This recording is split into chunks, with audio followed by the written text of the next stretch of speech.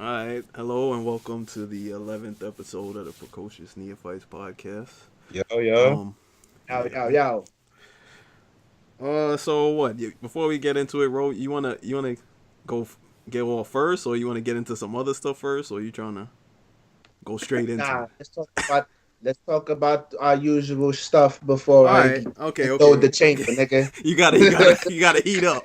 You gotta- Right, I gotta warm up. I gotta be like Stephen A. Yeah. Nigga. I gotta For the get my record, rhythm. we have no idea what he's about to say. So Nah, we don't know. So, the You views, tell us. the views expressed by Ro are not Oh, condoned. solely my They're solely his, not co-signed by the Precocious Neophytes podcast. They're just his. That's all, Ro. my bag. Alright. The disclaimer's out. Let's get into some basketball, man. Yeah, so we haven't been on here since old Zion bust his feet straight through the shoes like he was Fred Flintstone. Right. I don't. He hasn't played since, right? Nah, he hasn't played a game since, man. Nah. I'm glad. I'm sure he's Missing the going next to. game too. Right. I'm sure he plans on it, but do y'all even think he should? Like, cause Maybe for the tournament, yeah. Like, shut it down for the season.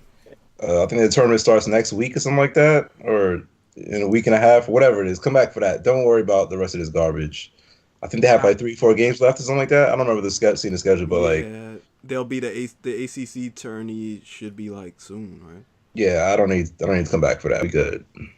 It's like, as a fan, I definitely want him to play, but it's like, and he's gonna play, but it's like you kind of are risking the bag for. Meaningless Fuck basketball. bag, nigga. He gonna get me. He gonna get money wherever he go, nigga. We gotta stop babying these motherfuckers. Until he blow his knee out again.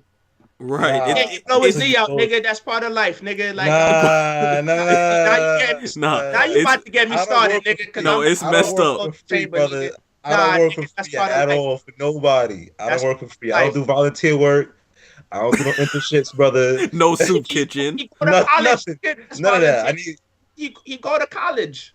He goes Okay, to college, bro. that's not a payment, brother.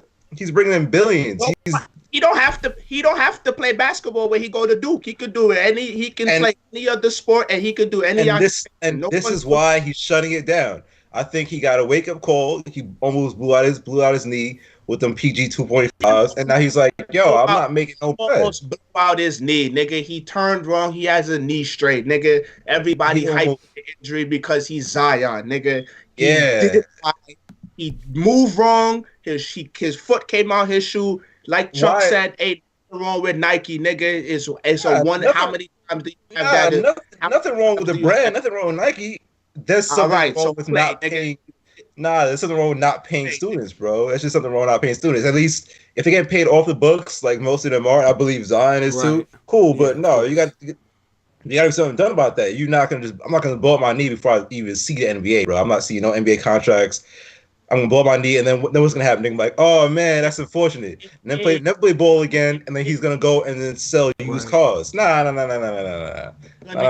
Fuck that. Nigga, he get paid. He gonna get paid. He gonna get money. By who? But- By who? What if he blew out his knee on He's some gonna get real serious? signed, nigga. He's gonna Yeah, get signed. Because we figured that he's okay now. But what if he wasn't okay? What would you say? He was always Right. okay. It was a knee No, strain. He didn't we're tear an talking- ACL, we're nigga. speaking We're talking about the hypotheticals. fundamental issue of it. Yeah, Like, exactly. It's not wasn't American. fifth, we'd all be dead, nigga. He didn't move on, nigga. I'm But not there's here for something. There's still hypotheticals, something nigga. fundamentally wrong with forcing kids to like pretend to go to college, Yeah. like when they can actually just go make a living straight out of high school. Like, We're in and high it's school, only- son. it's only for games. I agree with that. I agree with it. I think you should have the ability to go straight. straight from high school to the NBA. That's your choice. My whole thing is if you go to college, minimum 2 years. I don't Minimum. mind that because then it's actually like semblance of real college because you could get a degree in 2 years. Like, Yeah. but I think players Right. should be allowed to go straight out. Let's go But straight, the whole yeah. the one and done rule is It- just trash. Yeah, that's what's and the effing NBA up. was in cahoots with the NCAA. You know what I mean? It was like, okay, let's Right. make them go to college for a year. A year of college does nothing for you, son. Like it does nothing. Nothing.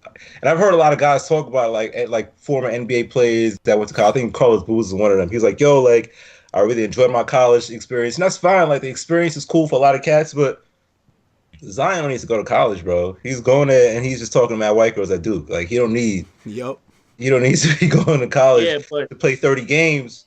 You know what I mean? And then blow out his knee for free. Like I just don't see that for yeah, him. but You know what I mean? my boy E, we always have this conversation, and I'm always torn on it. And the way niggas is starting to talk over the last few years, I'm starting to come around and see his point of view. My nigga, at the end of the day, the NBA and the 30 owners, they have a business to run, right? So his point is like, yo, when you in high school, whatever college you go to, whether it's Duke, Alabama, Clemson, Maryland, UCLA, USC, you get the best facility for that sport. So if you play in college basketball, you go to Duke program, nigga, you got the best of the best, nigga. You know what I'm saying? You go to USC, you get the best of the best. Hold on. So his point is like, yo, you only hear about these like Zions and the rest of these niggas is only one out of the possible, let's say, Zion, RJ Barrett, and who's the other nigga on Duke? It's like three niggas. Cam Reddish. All right. So 3 niggas on Duke out of a roster of, let's say, 15 have a chance to go in the lottery. The rest of the niggas on the team don't give a fuck about getting paid because they're not trying to go to the NBA. So now I'm supposed to change my payment rules or to change the rules because it is one nigga out of a possible 100 and let's say 1,500 student athletes. No, nigga, only 60 of you niggas is gonna get picked in the NBA. That's his point, and I agree with that. I'm not about the financial rules. I'm not about to all of a sudden pay y'all niggas $50,000 a year. No, nigga, you're not getting $50,000 a year under no circumstance. You see these little dumb 16 to 17-year-old niggas eating Tide Pods and cinnamon college and all this shit. Now I'm gonna give you $50,000 to go do dumb shit at Duke when they're already doing dumb shit for free? No, nigga, I'm not giving you money, nigga. No, under no circumstance. Like the issue is, like you said, like the NCAA has a business to run, but that's the thing. It's business under the guise of amateurism. Like it's professional sports. So if labor, are we brother. it's like, is this amateurism or is it pro sports? Because then if it's pro sports, then we should be getting paid. Because somebody's getting paid off it. Yeah, but they're not professionals. Like, but that's the issue, because it basically it's like professional somebody's sports without calling paid, it. son. Yeah, it's a $1 billion industry. Everybody who's supposed to getting paid is getting paid. What happened was, I don't know if y'all seen this documentary. It was like, there's 2 documentaries I want to refer to. The U documentary, the first part, they got 2 documentaries, the 30 for 30 shits. The U documentary. Yeah. And it starts from them. Like, you have niggas and parents on the sidelines starting to bet on games. That's where really paying the niggas really started from. You got the niggas in the Friday Night Light shit. Like, I'll pay you $200 or I'll give you $50 if you have a big hit. And I'll pay you this amount of money if you do this. Or if you have this type of game, if you score this touchdown, I'll pay you. So that's where all this shit kind of started climbing now, where like, okay, the players the players on the field is seeing the money exchange from the parent and the bookie and all this other shit. So now the players feel like, yo, I'm out here putting my body on the line, or I'm out here scoring the TDs and shit like that. Where's my cut? That's where all that shit really started. Because before that, you ain't hear none of these niggas complaining about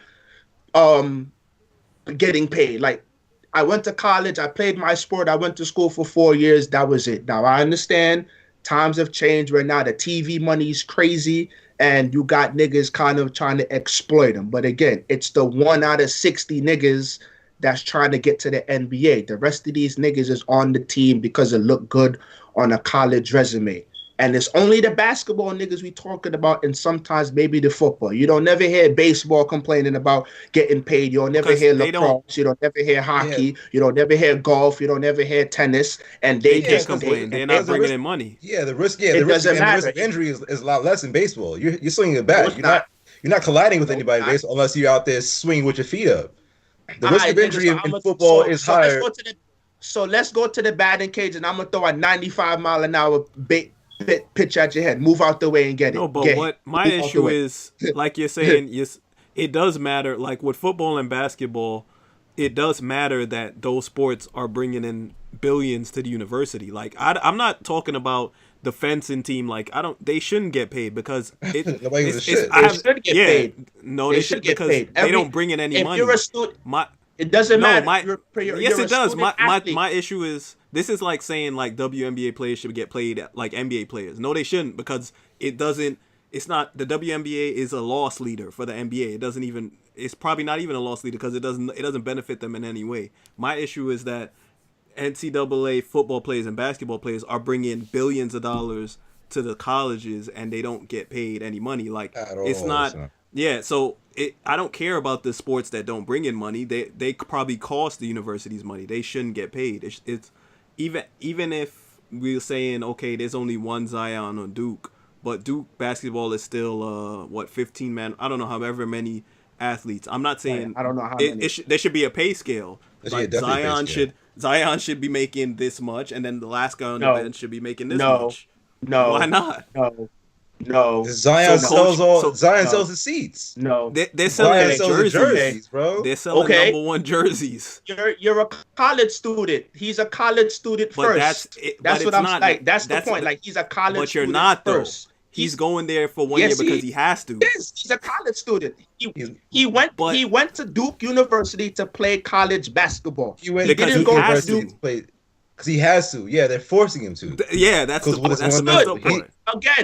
Again, I agree with the fact that he should have the right to go from high school to the NBA. The NBA fucked up once they did that one and done shit because at that time you didn't have the influx of players trying to fiend to get to high school to the NBA. You didn't have that. John Wall wanted to do it, I think, and you had a couple other guys, but it wasn't this rebellion like, oh shit, I'm not gonna go to the NBA straight from high school. Okay, Brendan Jennings, he tried to oversee shit.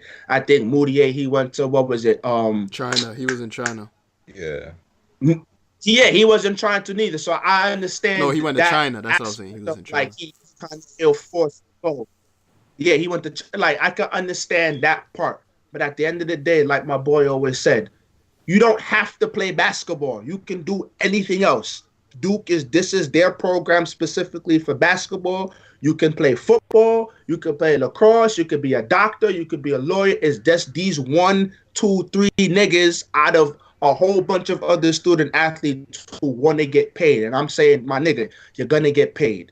Zion Williamson, if you're healthy, nigga, play. We gotta stop babying these little motherfuckers. Every little injury, sit out, cause security bag.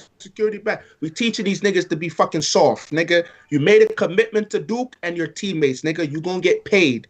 Play ball, nigga. Yeah, you're gonna get paid. We gotta stop babying these niggas now, cause it's starting to get annoying now. Every little thing. Sit out. Look at LeBron, nigga. Sit out. You activated playoff mode 6 games, and now it's done. Come on, son. Like, stop. Like, you made a commitment to the school, nigga. You made a commitment. What you're saying has merit, bro, and I understand. But at the same time, you got to make a commitment to yourself. If you're Zion and you know you bring in millions of dollars to school, like legit. Like I think the game that he blew out his knee or whatever, or almost blew out his kney, they were selling like nosebleed seats for like $2,900. Like that's the Zion effect, bro. Like they're making money right off his back, and then it's like, all right, after the game, it's like, all right, man. Smack on the butt. All right, man. Well, class tomorrow, 10:30. You got an 8 a.m. economics class. He chose to play ball. He chose because to play ball. The option is basketball. There's not a viable second option. Yeah, he could go overseas because we know what the options are. He can do anything. He can want but to he's be trying. No, I'm saying, lawyer. Listen, there's not a viable second option. But okay, but that doesn't make sense because he wants to be an NBA player. So we're looking at Zion Williamson who wants to be an NBA player. If you are that good and you want to be an NBA player, the only other options are to go overseas, or there's not a. So go overseas, nigga. So go overseas.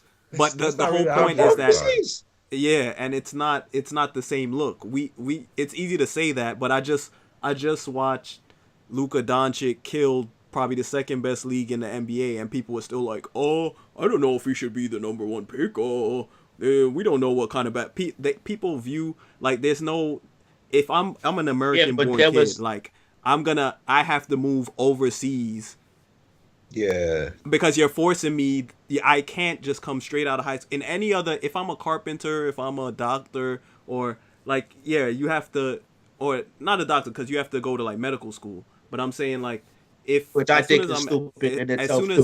As soon as I'm 18, if I have working papers, whatever, I can go out in the field and work. Like, it shouldn't be that you're forcing me to have to sit out from like high school, after high school, a year before I can just go and professionally make money. The rule itself, I get it. Once you sign up to play college basketball, that's what you signed up for.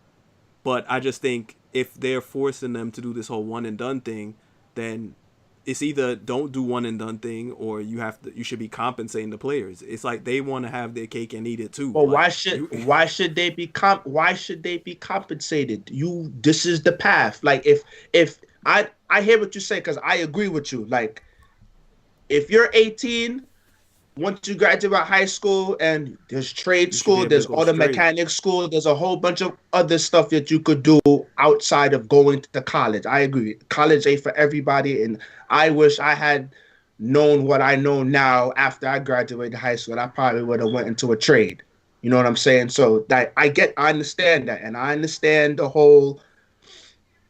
If you if you go to college, you should be able to go straight from high school to league. Every 18-year-old should have that right, or whatever age you graduate from. I get that. What I'm saying is, all right, you have to go to college, bet. You made a commitment to Duke, bet. If you're healthy enough to play, nigga, play. Injuries are part of the game. That's it. He can get injured he can get injured in a house party in the dorm. What would we say now? Will we say stop all dorm parties? No, because he's not bringing money to a dorm. He can get no, but that's what I'm saying. The dorm is not worth $1 billion at Rupp Arena. It doesn't matter. We're not reacting to the university. We're reacting to his knee injury. He did not tear his ACL. He moved wrong and he sprained his knee. It's unfortunate. I understand it's Zion. I get it. But it happens. It happens all the time, nigga. But we making a big deal because Zion is supposed to be the lottery pick. So now all of a sudden Zion has this injury. Now we're gonna all of a sudden, I think all the players should be played, where majority of the student athletes who play college basketball do not give a fuck if they go to the NBA. That's not their goal. So I'm not going to change the rule getting paid for one nigga on Duke. My issue. I'm not going to change the rule for one nigga on Duke who can be the number 1 pick and 2 other niggas who could potentially be a top 10 pick. That leaves 57 other players who can get drafted first or second round. After that, that's it. That's so why should I have to pay you? Why am I paying you? I don't think, because getting paid is not, it doesn't necessarily directly correlate with the fact that you can go to the NBA. The fact is that Duke basketball on a whole brings in millions of dollars to Duke University. So those players are a part of Duke basketball. So if I'm not going to work somewhere where I'm bringing in millions of dollars and get no money. That nobody would do that anywhere. Yeah. They're only doing that because this is the system. But it's not work. Basketball is an extracurricular activity. If they remove basketball from it, Duke University is still alive and strong. He went to Duke. He chose Duke for their basketball program. The other niggas who come to the school are choosing other programs outside of Duke basketball. He didn't go. He could have, if he wanted to make money, he could have played football at his size. He could have went to Duke to play football. What you're saying is like playing. But if he wanted to play football, he would have went to Alabama or Clemson or South. He would have went to the top football school. Right, so these niggas is only wanting. But so that's what I'm saying. You're proving my point. They only go to the top school because that's where they know. If they truly just wanted to play an extracurricular activity, they'd go anywhere. But listen, go anywhere. The issue is, like, if there was an entity where you could separate these sports teams from their school, then the players wouldn't be in school. The farce is school. They're not going there for an education. Like Zion Williamson doesn't need a Duke education. But that's his problem. If I'm the NCAA, I'm not going to change the rule because you want to play basketball professionally. They're not changing the rule because it solely benefits them. It doesn't benefit him. So if I'm Zion Williamson, like I wouldn't be mad at him if he's like, oh, I almost hurt myself, and next year I can make millions of dollars. Why am I gonna go out and risk further injury for free? I wouldn't be mad at him. It makes sense. I'm not mad at his decision. What I'm saying is this mentality now, all of a sudden, one little injury, secure your bag, kid. Like you making these niggas soft, nigga, and then secure your bag, nigga. And then you want to give them money. Like, no, I'm not giving you 50 grand to eat Tide Pods in your dorm room, nigga. No, I'm not doing all of that shit. Like, you talk about the minority here. You know what I mean? I don't think Zion is out there eating Tide Pods. But that's what I'm saying. What we're talking about Zion is the minority. Only 60 players get drafted out of thousands of students who play college basketball. The rest of them don't give a fuck to go to the NBA. They're not trying to. That's why there should be a scale. That's why there should be a scale. For one, there should be a scale. For two, they should at the very least, they should be able to make money off their own likeness. Like, there we go. NCAA, I can't even sign an autograph. This is the peak as a Duke basketball player. As a Duke basketball player, even as the last guy on the bench, this is probably one of the. Duke is a good school, so they're probably smart kids. They tons of connection. They'll probably go off and get a good job. But this is a prime point in my life for me to make money. As a Duke basketball player, I could probably do local appearances. I could probably get a little advertisement money. I could do things because I'm a Duke basketball player. But they can't even do things from their own name. Like the school owns my name. Like I can't sell my jersey. Like that. What type of shit is that? At least alter the rules, like to where they can do things like that. I agree with that. Me and my boy have always had this conversation.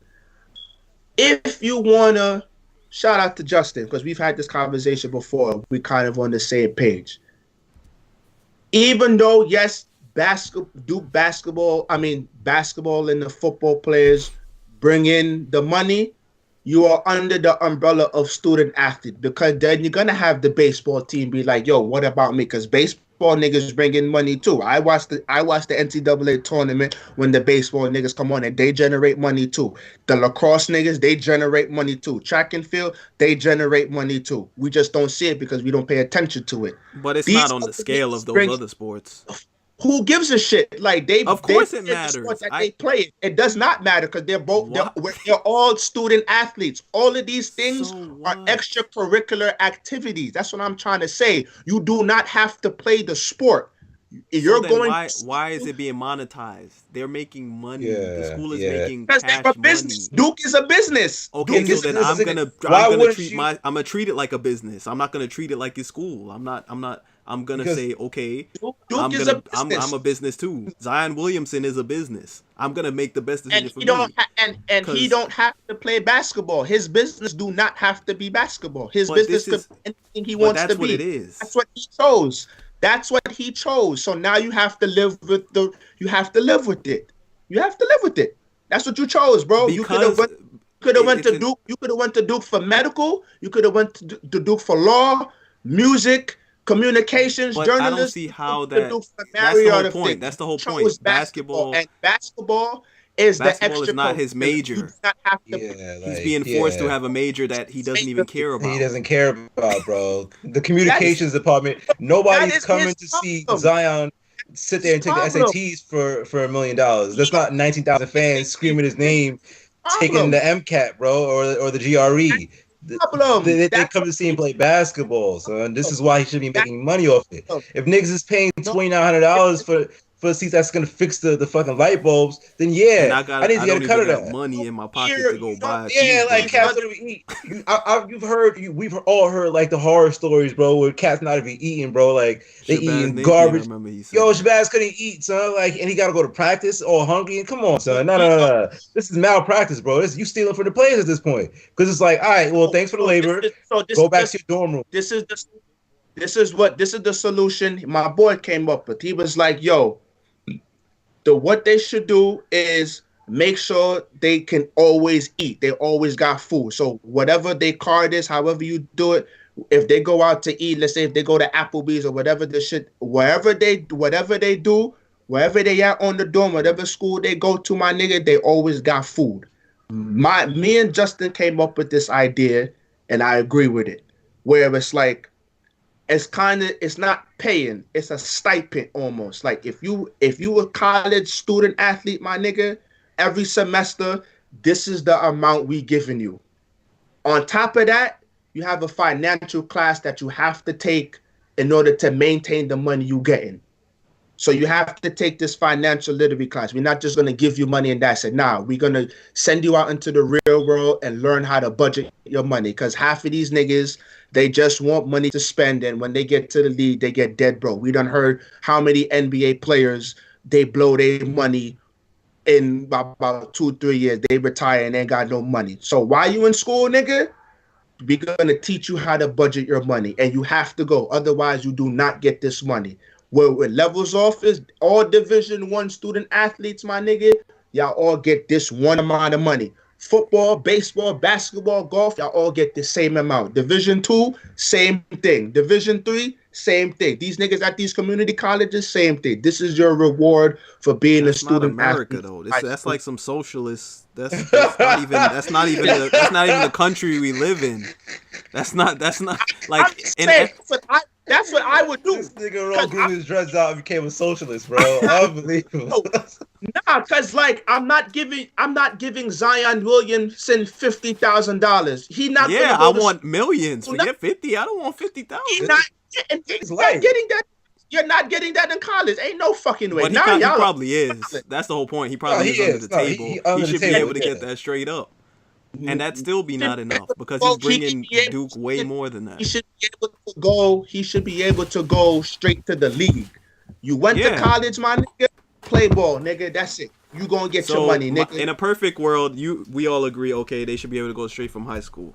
But then, okay, I think if you go to college, I still do think they should be paid. He's a college student first. No, he's a college student first. But at does that not point, have to pay ball, but nigga. listen. At He that don't point, have to play ball. Wait. But at that point, playing for the team is like, it's almost like work study. Like when you go to college and you have your work study, this is a job. Being a college athlete requires mad time. You don't even have time for an actual job, another job, because you have to put in mad time. So treat it like work study and pay me.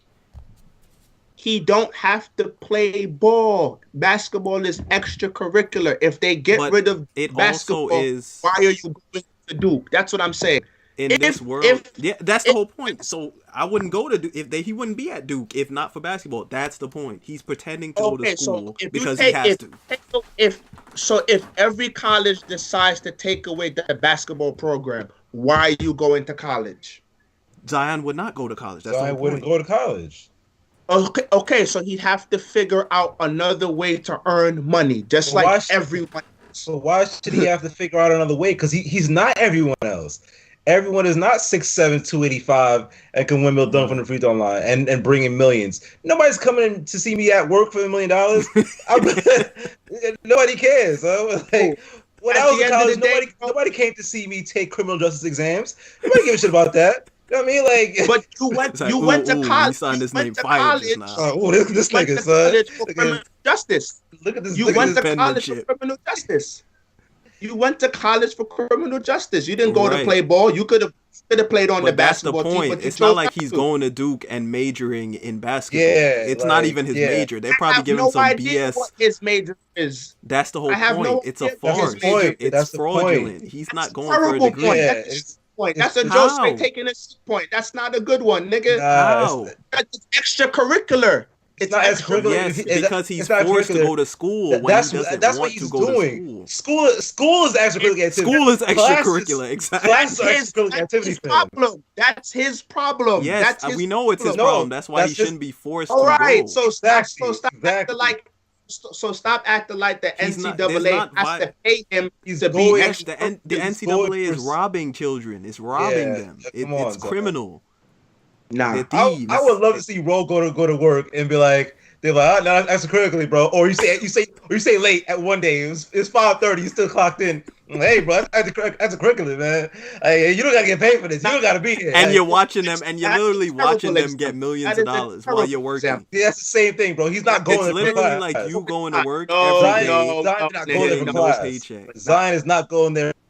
He's not going there for education. That's his problem. That is his issue, nigga. That's his problem. Which is why when he hurts his knee, he should be like, forget it. This is why we're not giving him autonomy to be able to choose what he's doing now. You're like, oh, he's soft, or you raise these niggas soft. No, it's his problem. Now with his problem being that now he can choose if he wants to play or not. Which is why we're like, yeah, stay out of the games because this is your problem, not mine. Yeah, like, why should he feel obligated to Duke University? Why should he feel obligated to? I have to go. That's some slave master shit, son. Yes, but you're telling him, go play ball. Play ball, nigga. Because he don't have to. Just stop. And then chill and be the number one pick, and it's over. He can do that, but then he'd be a pussy, nigga. Like, play ball, nigga. Play ball, nigga. Because he's looking out for his own self-interest? Because Duke is doing that. You're learning how to be an adult. You're learning how to be an adult. You're learning how to be a man. Okay, I could do that without playing basketball. Stop. Put the money shit to a side. Y'all niggas gotta chill with that shit. Never this money. Duke is not teaching him anything in 1 year how to be an adult, bro. He's learning how to wake up early and play basketball. That's what he's learning how to do, son. You're missing the point. That's why I'm starting to side with these OG niggas, because this nigga's a Republican, son. This nigga's a Republican socialist, man. Nigga, y'all niggas is just wilding now, nigga. Y'all niggas is wilding. Everything is money. Like, everybody gonna get money, nigga. He gonna get money. Not everybody gonna get money, bro. You healthy enough, my nigga. You went to Duke, my nigga. You got hurt. You didn't die, nigga. You didn't tear your ACL. But he could have. That's the whole point. And he could have for nothing. He didn't. That's the point. He did not. So play. But what would be the argument if he did, though? Yeah, what would be the argument? I would love to hear your energy if he got hurt and then never got his payday. Unfortunate, nigga. That's what it is. It's unfortunate. No, that's wrong. It's not unfortunate. That's wrong. That's criminal. That's not moral. It's not like Duke injured him on purpose. It's not like Duke injured him and say, I'm not. Workers' comp never happens on purpose. Your boss will never push you off a ladder at work and be like, well, that's unfortunate. That doesn't happen. It's always an accident. If I'm at work and I'm picking stuff off the shelves. Tearing your ACL is a freak accident. You don't plan for it. Nigga. And it's unfortunate, nigga. I'm not gonna. If I'm a salesman, right? Let's if I'm a salesman, I'm bringing in whatever it is to my company, $50,000 a year. I'm not bringing $1 million. I'm bringing in $50,000 a year. I'm making $36,000. Let's just say that, right? And I go and I'm picking something off the shelf. Somebody calls in, yo, I heard you got this product. Boom, let me pull up. I'm picking something off the shelves, and I fall off the shelf. Or I fall off the ladder, whatever, and I bang my knee out. I can't go to work, whatever it is. Then I can be like, oh, that's unfortunate. No, nigga, like that's you gotta compensate. You gotta compensate that because I'm bringing you money. Now I can't. I have to be compensated for what I did in the past. You're not gonna just be like, oh, Zion, man, that's tough luck, man. Thanks though. Like, thanks for the highlight dunks that you had for us. You had that one where you went over the rim. No, nigga, this gotta get paid. If you blew out his knee, you would not be like, oh, well, unfortunate. You're your own individual entity in the case you're talking. He pays for like a team, Zion, but he's a human he's a business. He's a business. Zion is a brand now, my nigga. He's a brand because he chose to play basketball. He can choose to do anything else and still be a brand. He can be a drug dealer for all give a fuck, nigga. Basketball as his way to play ball. So he wants to make money. He chose basketball to make his money. That was his choice from young, whether him, his parents, whatever. His occupation is basketball. Basketball at Duke University is an extracurricular activity. If I strip basketball away, basketball. Duke University is still You're Duke, treating it nigga. like intramurals. Like they're making millions of dollars off of this. Yeah, basketball. I'm saying basketball at Duke, it's not the same thing at basketball at BMCC, bro. You could play at Duke is big business. Basketball at Duke is Duke, bro. Duke basketball. What do you think about Duke? You don't think about Duke Medical School, nigga. You think about Duke basketball. You know how many kids go to schools because of their sports programs, even if they're not playing sports? They're not putting the medical shit on the. They're not putting the medical. They're not putting, like you said. You're not watching surgeries go on ESPN. Like, and this is why. And this. But Duke University still has a good nursing program. So, like, if you want to be a nurse and you want to be a part of Duke basketball, but there's no risk of injury. There's no risk of injury doing a colonoscopy, bro, or taking AP bio. There's no risk of injury there. Life. Nigga, injuries are a part of life. Nigga, you're gonna get hurt. Making millions off of you, bro. If someone's making millions off me, I need to have the insurance that. Yo, like, then I could just toss me aside. The school should be liable, like, have an insurance policy, like, that's close to at least his worth as a first-round draft pick. He's a student, bro. He's a student. He's a student. Because he has to be, yeah. That's unfortunate, nigga. I gotta get up and go to work. That's the job. You don't gotta go to work. You don't gotta go to work. You're your own. You're right. You can do whatever you want.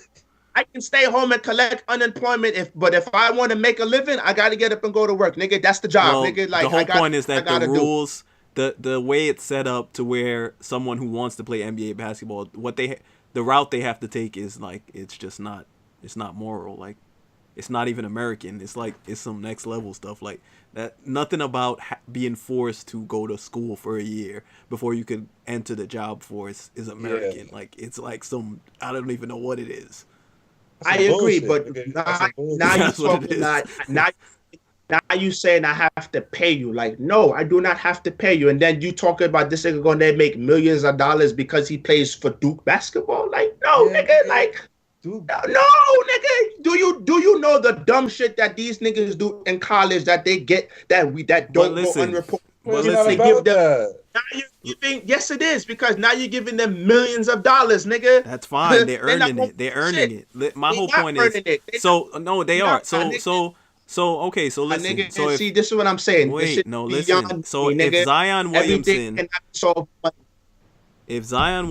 RJ Barrett, and Cam Reddish are not at Duke this year, what happens to Duke basketball? Duke basketball still goes on, nigga. It ain't gonna go on like how it's rocking right now. Ain't gonna be no $2,900 ticket sales. Who cares? Who cares, nigga? Who cares? Who cares? He fine. They care. Who cares? That's why they recruited him. That's why that's why Coach K has to recruit players, because he cares. Because he cares. Because he knows if he has nothing but the three white boys on the bench who with the fundamentals, they're not selling tickets. If they didn't go to Duke, he'd still have a basketball team, and they'd be just fine. They wouldn't be good. They wouldn't have all these. They wouldn't have as many national TV games. There are a lot of colleges who are their basketball team is not that good. Duke so happens to be one of them. Just like Kentucky, just like UCLA, just like Maryland, just like Florida, just like that's the whole point of the scale. I get paid based on what the team brings in. If you don't bring in billions, and you don't hear niggas who never dribble the basketball. That's niggas who never dribble the basketball who's making that money. Complaining about money, nigga. You don't hear none of these. It's only the basketball niggas who complain. You don't hear any other sport whining about stupid. Because fencing doesn't bring anything to do. Because they don't care. But that's what I'm saying. You keep saying they don't care because fencing isn't making billions of dollars. Yeah, the Duke basketball team funds the fencing, bro. Duke basketball bringing $1 billion funds fencing. That's what it is. They're giving scholarships away because Zion bringing $1 billion. It's like, well, we got some extra money this year in the program. Let's bring in some new. Let's bring in a new field goal kicker, nigga. That's what it is. Let's go to Spain and bring in a new field goal kicker to play. Exactly how it works. Wichita State. That's what it is, nigga. That's what it is. I'm not saying the basketball program bring in money. I'm not saying they don't bring in. And I don't have to. Get I'm not going to pay baseball players. You don't have to play ball, nigga. You don't have to play ball. That's the point. You don't have to play basketball. Well, it benefits. If you're trying to be a professional basketball player, it benefits Duke for them to play basketball. It benefits the Pistons. Duke would not be the same if all them players didn't go there. If Kyrie was like, "Yo, I'm not coming," if Zion was like, "I'm not coming," Duke would be in real trouble, brother. You would see a lot of cuts in programs, bro. You'd be like, "Oh, snap! They lost the team because they didn't have no funding for it because nobody came to see the medical program. Nobody's coming to see you open a book and read page 895, nigga. Nobody comes to see you drink out of them weak ass red cups. It's fucking Amsterdam. Nobody cares about that shit, son. People come for the basketball team. People go to Miami. People go to Alabama for football. That's what you should be paying. If you going to Duke solely to be a part of Duke basketball, that's your problem. Like, we gotta stop bailing all these niggas out, making these decisions that they made. Like, they make a choice, nigga. If you want to go to the league, and you keep go overseas, nigga. Go overseas. That's not a viable option for everybody. You can't just be like, you can't just be like, well, you should leave there. What kind of shit is that? What kind of Republican shit? Well, if you don't like it, then go. What kind of MAGA shit is that? So like that's what you sound like. If you don't like Donald Trump, go back to where you came from. No, nigga, pay me here. I'm happy here. I like it here. That's not about option for everybody. He chose basketball to make his money. Shit, bro. Yo, you don't like the way things are being run, go back to Haiti. No, nigga. No, I don't need to go back to Haiti, nigga. I got a job, son. No, could have chose anything else, nigga. He could have chose anything else. It was basketball. No. You for your choice, no, nigga, you're wrong, nigga. He's talking, son. This is conservative. You could do something else. It's like this is the tipping conversation. It was like, oh man, you should tip your waiters. Well, they should have got a better job. No, nigga, no. That's the conversation. This is the tipping conversation, bro. Oh, well, they'll make $2 an hour. You should have took that up with your boss. They are, nigga. This is what that's a terrible conversation. That's a terrible comparison, nigga. We're going on the behalf of the players now. Where it's like, yo, that is a terrible comparison. That is a terrible. Let me finish what I'm saying. We're going on behalf of the players now. Now we're talking about terrible comparison, nigga. Good, you talk all your bullshit about whatever you're talking. We're going on behalf of the players now.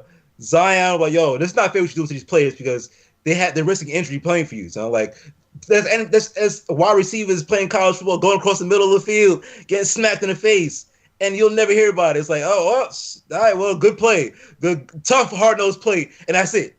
That's it. They go to NFL with mad concussions already, play 3 years, and they wash out. NBA players, Zion goes right through his shoe. Well, tough luck, man. You should have went somewhere else. What type of shit is that, son? What type of shit is that? No, nigga, if I'm bringing you billions, I should be making you a cut of that. And that's what it is. When I was in college, when I was working, nigga, I needed to make a cut, bro. Because that's what they're doing. They're working, bro. They're not going for school, son. Everybody knows it. The whole world knows it, but you. So everybody knows that these things are not going to school. No, I know. I didn't say that. I'm saying, why do they feel entitled at the NCAA to pay them and then only the basketball team? Like, no, nigga, you're a student team first. And the football team. Whoever's making money, whatever teams are bringing in money, they should get paid.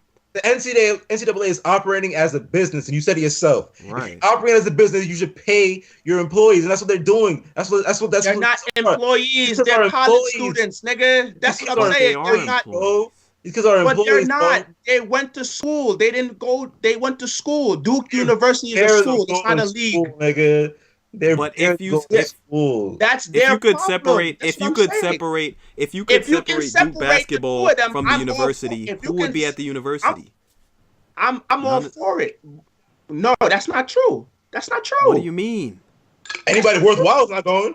I mean, like, if Zion could, I'm saying if Duke basketball was separate from Duke University, Zion would not also be going to Duke University. Yeah, he's being forced to go to Duke University. Yeah, that's what I'm saying. Is I understand the whole issue. But I understand the force point. That's what I'm saying. What will fix this is, one and done, no more. The NBA went to bed when they made it where you had to go to school. Because like I said, the NBA and college, they didn't have this issue that much where so many players straight from high school wanted to go from high school to the pro. They didn't have that. Most niggas went to college, whether they went for their 1 year, like a Carmelo Anthony. He did his 1 year, he won a championship, I'm out. LeBron, same draft class, I went straight from high school to league. Wade, he did, I think, 2-3 years. Lillard went 4, Duncan went 4. Like, niggas went to school before. So where they effed up was forcing these niggas to go from high school to college. They fucked up. I agree with that. But now you're going to Duke University. Duke University, at the end of the day, is still a university. You're a student first. They gave you a scholarship to play. You shake your head. He went to Duke University to school, understood that the path that he chose is basketball. I get that part. And I agree they should get some type of compensation. But I'm not paying you millions of dollars just because you bring in the money. You bringing in the money in for the university, not the basketball program. You get everything. You get everything. You get the best trainer. You get the best coaching staff. You get the best healing stuff. You get the best of everything at Duke. Just the same way if you go to Alabama, you get the best. Get the best. Okay, so then why are you playing on the best trainer? But like I said again, the Shabazz Napier horror story. That stuff is real life for a lot of these niggas. Shabazz is the only one who said something about it, but a lot of these niggas not eating, bro. So what's the trainer gonna do for you if you don't got nothing to eat? If you're eating one meal a day, bro. Come on, push hard. There's a lot of law students, and there's a lot of law students who don't eat. So the law school program's supposed to pay them too? Because they're not bringing in money to the university. Niggas take the LSAT, bro. I'm not paying money to get is bad. The argument made is bad because you're talking about them eating. You're talking about them not eating. If I'm required to dunk the basketball 6 times a game and I can only eat one meal, my abilities are directly affected by my diet, bro. The law program is not going to pay the law student just because nobody is paying. Nobody's paying law me students to take the LSAT, nigga, and take the bar exam. Nobody cares to see that. Nobody cares to see that. So what? So what? Okay, so what is not really an answer. That doesn't make sense. Like you're telling. That's what they chose, nigga. So what? They made that choice. This is the tipping competition. It's not a choice. It's a force. Yes, it is. If it's a choice, nigga. So if you go you're telling me my only choice is go to college where I don't want to go to school to be seen because that's really the best way to be seen. Or literally go to another country to play basketball or play now in the G League. Whereas if I didn't have to not be out of high school for a year, I could just be getting paid millions. Only because you just want me to stay out of school for a year. There's no other reason. It's just you have to be out of school for a year. That's ridiculous. We are. I don't think y'all understand what I'm saying. They should be able to go straight from high school to the pros. Yeah, but that's the choice is if an you American don't or just. Nah, they should. They 100% should. They should have the. You can go to the Army at 18. You can go do a whole bunch of shit at 18, but you're going to tell me now I can't go play professional basketball. You should have that right. I 100% agree. Once you choose the school you go to, whatever the school is, whether it's Weber State, whether it's Santa Monica College or whatever, you are a student. Understood that you're forced to go. So like a part of you is like, I'm only going here because I'm forced to. I understand that part. But I'm not going to pay you just because I'm not really here. No, you're a student first. You're still a student first at the end of the day. That would all be fine if they weren't making money off of these athletics. That's the issue. Yeah. They're making money. It's not like they're just playing for a team and it's just, that's it. The Coach K gets paid $10 million a year or whatever he gets paid to coach. The university's bringing in billions of dollars. If it was just sports and that's it, it's just sports, nobody's getting paid. Whatever, nobody would care. But people are getting paid, and not the people who are literally bringing in the money. That's. I agree with as close to slavery as you can get. That's very close. I can't say that's slavery, but it's like as close. I'm not saying it's straight up slavery. That's an insult to slavery, but it's as close as you can get. It's very close. I would more say that niggas is kind of taking advantage of the fact that they're amateurs because they are amateurs. Like the legal term, like they're amateurs. Like you're a college student. That because they're not getting paid. Yeah, because they're not getting paid. And right, like amateurism is a farce as well. Right, because somebody's getting paid, just not the amateurs on the court. So by calling them amateurs, it's like, well, you're not getting paid. They shouldn't be getting paid, so they shouldn't be amateurs. That's why it's all garbage from the jump. Everything you're going, the higher you go, now amateurs. And now you'll be like, wow, this is garbage. This is even worse. Yeah, this is even worse. This is trash. These guys are amateurs. I'm an amateur. I can go to Zion and be like, well, we're the same because we're not getting paid, and he destroyed me. He's not an amateur, nigga. He's not an amateur. There's no chance he's an amateur. No, he is an amateur. He is an amateur. He should be getting paid. Yet. Just by title alone. Just by title alone. He's not by trade. Not by trade. He's not an amateur by trade. Because Zion could. If he entered the draft last year, he would have been drafted and would be making money. He's just because he has to. If Zion entered the draft at 16 years old, he would have got drafted number 6 overall. Yeah. We're talking about him in high school. This nigga's been ready to play basketball. So don't call him an amateur because that's a garbage name to call. That's a farce, bro. All this shit is a lie. That's what it is. That's how they get to control these niggas. Well, you're an amateur. That's why you can't get paid. No, amateurism, especially in the NCAA, is all garbage, brother. That's why. That's the problem that we have. That's the argument. Because it's like, why are you calling them amateurs? So you won't have to pay them. No, nigga pays niggas. Call them pros. Call them what they are. Still get a college education, or if that's the real issue. Because these kids should be going to school. They should get an education. Make them one of them. That ain't my issue. That's not my issue. Well, whatever. If it's not your issue, then whatever it is, that's fine. That's cool. But the fact is, what they said early on was like, well, we're gonna put the one and done rule back. These kids should be going to college. They should be getting an education. They should be learning this. They're not going for that. The NBA. That's what I'm saying. Like that's what I'm saying. The NBA and the NCAA, they fucked. Once they did that, they fucked up how everybody views it because now it's legitimately a farce. Like I'm agreeing with you. Once they strip that one and done rule, now it becomes fraudulent. Once they strip that, now you're gonna see shit scale back to how shit was because niggas ain't have these widespread problems the way it is now. Like, again, niggas is not eating, I understand. But there are also stories of other students who are not eating as well. We're only paying attention to the college niggas because we see them on TV. And basketball is an entertainment. I understand that. But you also do not have to play basketball. Here's the thing again. A law student can sell his shit if he wants to. He could be like, yo, this is my LSAT worn sweaty t-shirt. I'll sweat it all because he's not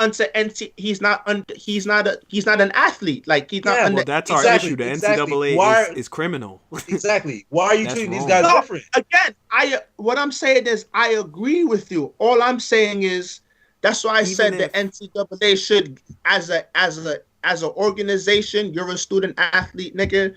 I'm giving you money every semester. This is your reward for being a student athlete. That's what they should do. On my refund check. That's not real, nigga. That money ain't real.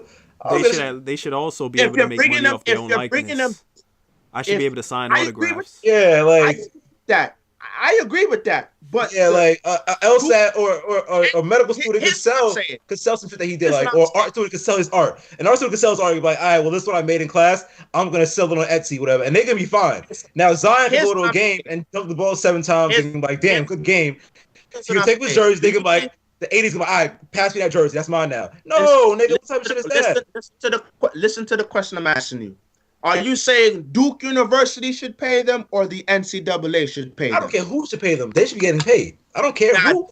No. This matters because you can't do. I had this discussion on Facebook about niggas said the church should be giving out loans and shit, and why don't the church give out? I'm like, nigga, are you stupid, nigga? Like, why is the church giving out loans to niggas in the congregation? Like, I'm gonna give you tithe, and then on top of that, I'm gonna give you a loan. Like that's those specific. That's not a bad idea. I'm not opposed to it. I guess I would have to hear the whole thing, but that doesn't sound bad. Like if the church got the money, if Creflo Dollar is making $1 million, if Creflo Dollar is fine, it's fine. G1. Okay, my God, y'all gotta stop with all this money, and y'all have to like if Creflo Dollar flies first class on his private jet everywhere. You talking about now you saying them niggas can't give the congregation a little money to start their business? If I have a cooking business, my nigga, and I see Creflo Dollar flying in every Sunday. Shut the fuck up and listen to what I'm trying to say. No. You just made a bad thing. Now you just did a bad thing, brother. Now I'm gonna start. You understand what I'm saying? The reason why I'm asking you about if I'm making shirts, you know what I mean? If I'm making shirts and jeans and wearables and bags, and I got no money, and I see every Sunday Creflo Dollar flying on his private jet, and he's hopping out that motherfucker with his jacket wide open and look like the nigga from Face Off, whatever, like Nick Cage with the guns and shit like that. If I see him hopping off that motherfucker every Sunday, and I'm like, yo, like, I need a loan. Like, I know y'all got it because somebody's getting paid. I know y'all got it, so I need a loan. And it's not like I'm not gonna pay it back. Like, I need a loan. I think this is a good idea. I shouldn't have to go to the bank now because I don't know the bank niggas. I know you. You're my pastor. You're my elder. You're my deacon. You're my deaconess, nigga. You're like, I should be getting money from you. What's the problem with that? What's the problem with that? I can't get money for the church.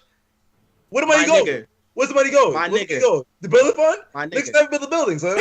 $2 makes billions, bro. This is how you know Joe Sway don't go to church, nigga, because he don't know how church finances run, nigga, because you're an idiot. Like, church finances are also a farce, brother. I was gonna say, you'd be surprised. If you're talking like, I don't agree that like with the tithe. You got a long, like, I mean, you got a hard day coming, brother. Because you're talking about where that money's going. Yeah, because you're saying like because the tithe doesn't go to the church. You're saying they send it out and they get back a percentage. There's a reason why I'm saying what I'm saying. There's a reason why I'm saying what I'm saying. Y'all niggas once you find out where that GC money going, you can be like, damn, Joe was right. I'm gonna tell you this. It go to a lot of salaries. I know that. It go to a lot of salaries and not none of the buildings, bro. That building fund, that building fund is garbage, bro. Go for the joke. Nigga, go for the joke, because y'all missing the point. A lot of that time is going straight to salaries. Go for the joke. That was a good. All right, I'm moving on after this point. There was a graph. There was a graph, right? I know Donald seen it because we was all talking about it that one day. It was like the GC money allocation joint, right? So they wanted some pastors. I'm not disagreeing with you, but you completely missed my point to go for the joke. Outreach or whatever. And like 40% of the graph said other, and nobody knew what other meant. It was just other. So what are you saying? If that money is going other, that other should be low. Missed my point for the joke. Why is it a joke? This is serious business, brother. This is for the joke. Now you completely missed the point, nigga. You completely missed it. This is serious business. The other part was crazy. Like I'm saying. The same thing with the NCAA, bro. Where's that money going? Coaches getting paid. AD's getting paid. Nike's probably getting paid. All these people getting money off this stuff. Agents getting paid. All of them getting money. And then that other part, it's like, okay, now where is this going? Or who's lying about their salary? You know what I mean? Like somebody's gonna say, "Oh, I make $90,000 a year working for the NCAA." Yeah, you make $90,000 on the books. The other part is going to you under the table to keep your mouth shut about what's really going on. That's what the other is. That's what we're talking about here. That's why it's like, if you got the money to give out, give it to the players. They got plenty of it, bro. They got plenty of money. The NCAA is not short for cash. They'll be just fine. That's why I asked the question that I asked. But again, you went for the joke and you missed the point. If the NCAA, I'm all for the NCAA paying these niggas. Duke should pay them too. I'm not for Duke University. Duke University cannot pay you. Should be paying Duke University themselves cannot pay you. The NCAA, I 100% agree. They should pay them because you. But I also don't know. That's where the money. I money don't know how it works though, because the money that Duke brings in through his basketball program. Do they trickle it down to the end? Because when you use tithe as an example, like, okay, with the SDA church, you pay your tithe, and then it goes to this. You see, that's what I'm saying. I didn't mention tithe. Y'all mentioned tithe. Y'all missed completely what I was trying to say, but y'all went for the joke. So go ahead and make the point that I'm not making like everyone does on Facebook on a daily basis. Go ahead. No, say what you said tithe. I don't know where you was going, but I'm saying I'm gonna use tithe as an example. Yeah, Donald using tithe. Y'all missed my joke. Y'all missed my point for the joke. Now make the point that I'm trying to make without asking it from me first. Go ahead. Go ahead. What I'm saying is, like, whatever money that Duke brings in, I don't know that they give it to the NCAA and then the NCAA allocates money to them, because that's essentially like in SDA churches, the people pay their tithe and then they give the tithe to the union and this percentage goes to the GC, whatever, and then they give them back whatever the heck they feel like. Whatever arbitrary amount, which is also stupid to me. I think the money should just stay in the church. Yeah, the church. Whatever. So, like, based on whatever Duke, because Duke University is making money off the team. So I don't know how the NCAA gets paid. I don't know the particulars of that. Maybe each college team is responsible for paying a certain amount based on how much they make. I don't know. But regardless, depending on whoever's getting the majority of the money, because the NCAA doesn't pay Coach K. Duke University pays Coach K. Mm-hmm. So if they I'm pay him handily too. Yeah, if I essentially I'm making money. I'm pretty sure the students, the student athletes are making money for Duke, so I would think they have to pay them. I don't know how the NCAA makes money. All that TV money, but that's CBS not. But that's what I'm. Fox deal, That's what I'm. TV deal. That's what I'm saying. Like, we all want these niggas to get paid, but like there's legal shit you have to do. It's like my whole thing with Colin Kaepernick and this whole boycott and all this other shit. Like, nigga just say boycott. Like, the Super Bowl this past, the one that just passed, it was the lowest rated Super Bowl. And niggas think their boycott made an impact. I'm not saying it didn't, but there are thousands of reasons why the TV rate, the Super Bowl was bad. No one wants to see the Patriots go to the Super Bowl a third straight year. No one likes the Patriots. If you turn on the game, it was probably a terrible game. The shit was 3-3. Yeah. Right, it was a 3-3 game. And again, most people knew Patriots versus Rams, the Patriots gonna win. I'm not watching this shit, nigga. Like, most people. So there's a bevy of reasons why the boycott didn't work. My whole thing with the Colin Kaepernick shit too is, my nigga, it's hard for Colin Kaepernick to legally prove collusion, because the 32 owners, they don't have to sign Colin Kaepernick. We fans know behind the scenes, yeah, nigga, they probably black. There's a 1,000% chance they blackballed this nigga. But in court, legally, you have to prove this shit, nigga. And if you can't prove it, I don't have to sign you, nigga. So that's why the settlement was alarming, because it's like, yo, Kaepernick probably had one in the chamber waiting. He probably had one or two owners. He probably had some type of evidence to say, yeah, my nigga, y'all colluded against me. That's when he got that bag. That's why he got that. That's why he got that settlement, right? So that's what I'm saying. Like, you have to prove the shit. So now we talking. My whole point with the church paying a loan is, bro, the church. Let's say Mount Zion Baptist SDA Church, whatever. They can't give out a member money to They can't give a member money. They can't give out a loan and then ask them to return 10% of tithe. Like, you can't do that, nigga. Like, and then I have to pay offering too. So now you're returning tithe, offering, and now the loan that I give out, you have to pay me back on interest. Like, you can't do that, nigga. Like, so my whole thing was, if you have a bunch of churches that come together as a union, now you can start a business. You can own a bank. You can buy property. You can own a bank. You can employ niggas. Then you can give out because no, we knew it wouldn't just be just going up to a deacon. Legal turn. That's what I'm saying. You have to think legal turn. You got to assume that we're smart enough to know that it's not just me walking up to a nigga like, yo, let me hold 50,000. No, you got to go through some things for that. We understand that. This that's what I'm saying. The argument I had was that was what he was saying. He wants to just be able to walk up to a pastor and ask him for, let's say, I need $1,000. Like, no, you can't do that, nigga. There are special instances where, okay, we'll collect this amount of money for you, or like we'll take donations for you. But now you're gonna have a thing where like niggas is gonna start loaning money from the church. No, you cannot. You just said it. They're taking money from poor people to give to another poor person, nigga. Oh yeah, let's sing a song and make you niggas feel bad, and then take more of your money. So now, but that's what I'm saying though. That the whole other portion, that 41% other, take out of that. Don't take from the congregation again. Don't take from the members again. Take out of that 41%. Them niggas making bank, son. I agree, but I'm saying now you're talking about a bank loan. Like, you're talking. He's coming from the perspective of, I'm gonna come to the church as like a bank.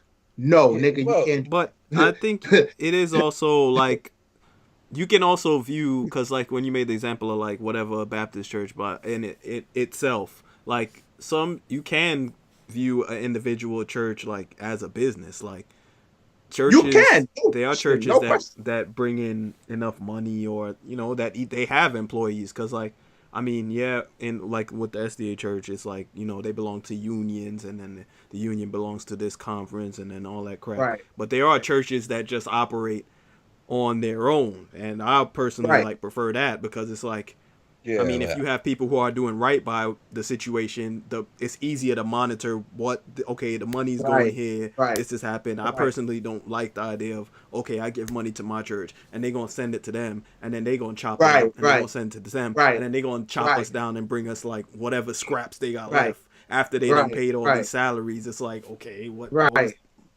part of how is that church? Like, we just paid a bunch of basically all the money is going to operate this whole operation. It's like, for what? Right. What is the point?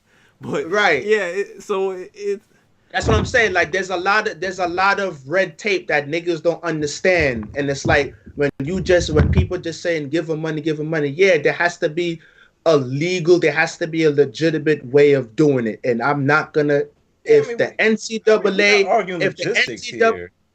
but you have to what's right and wrong. Yeah, we think fundamentally that them not getting paid is wrong, and you disagree, basically. Yeah, that's fine. Yeah, no. All I'm the legal terms, I disagree. The hoops and jumps, that's not going to work itself out. Like with the people who are experts, like I'm not going to put an NCAA with a plan, a business plan, like this is what you should do. I'm coming from that. Because you have to.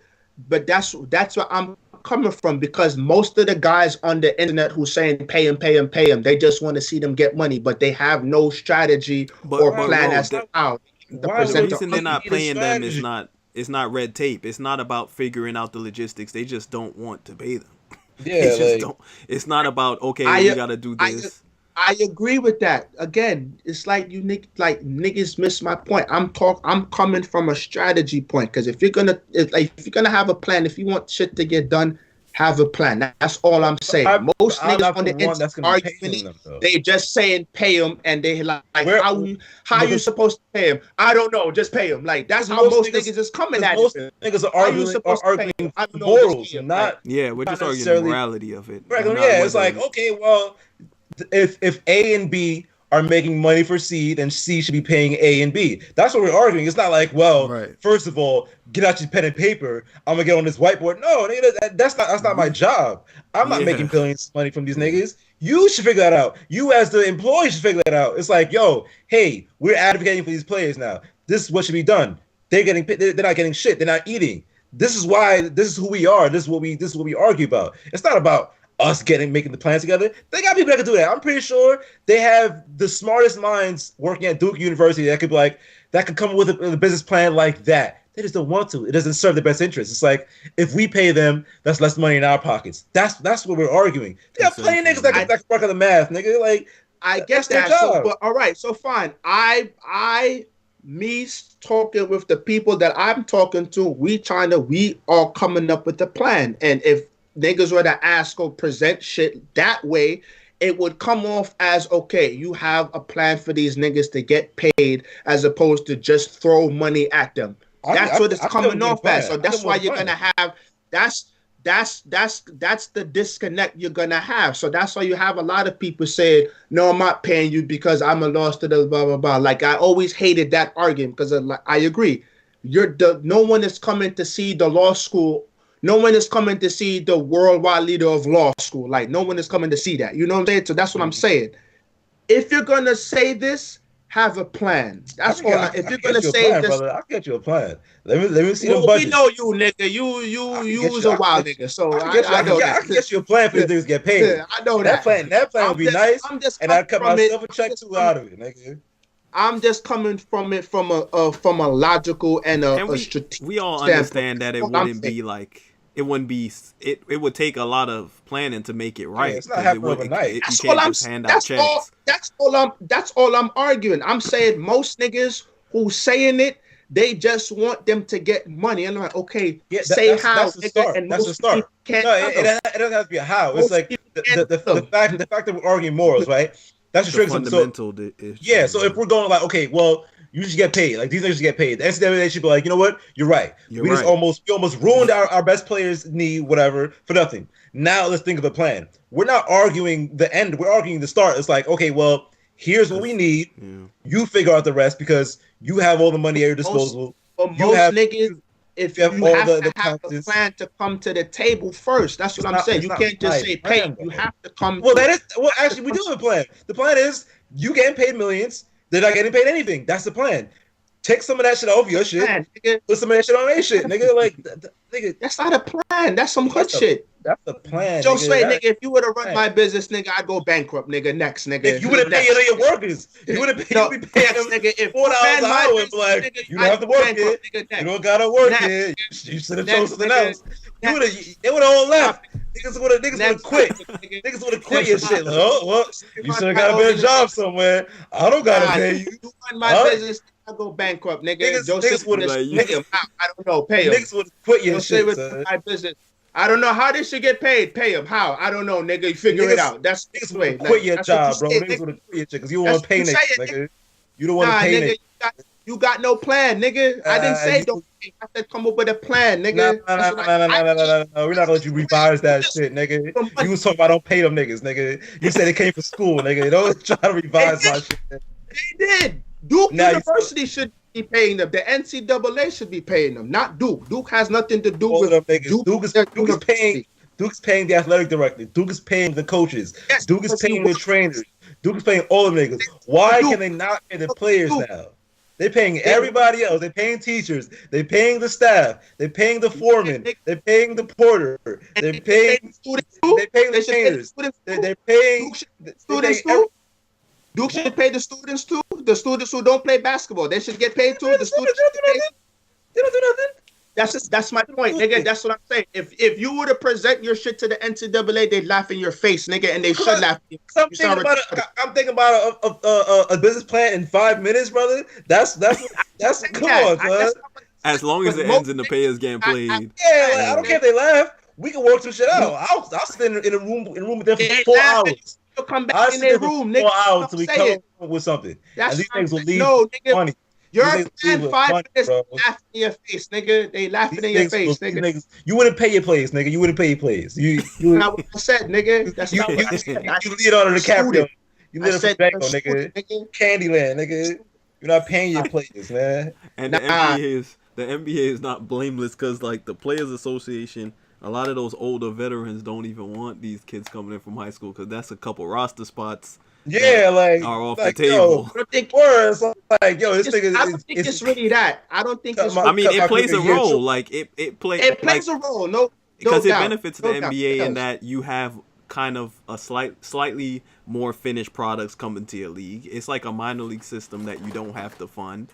And then the Players Association, some players don't want kids that young coming into the league because then that's roster spots that they can't get, and they're not ready to play. Whereas they're more polished, so they both in cahoots. Like the NBA is gonna have to do what they gotta do and be like, nope, we going back to no more of that 1 year crap. They're gonna have to do it. The way these things are gonna work and like properly flourish, they gotta have not just cool heads, but like I said, there has to be some type of plan on both sides because we know what's going on. Like we've been seeing it for decades now. So at some point, niggas gotta come up with a plan. Like niggas gotta now have a plan. And what's the plan? And no one really has a plan. I'm not saying us on this podcast are going to come up with a plan in 2 hours or however long we go. I'm just saying at some point, niggas got to stop saying pay him. Okay, let's come up with the way how to pay him. There have been plans. I guarantee you there have been plans from niggas a lot smarter than us. But the NCAA and schools probably like, nah, that's not going to work for us. Because again, you're taking money out of niggas' pockets. They would have leaked out already. Well, how they have leaked out? Because the niggas would have been reporting it. Because you don't remember the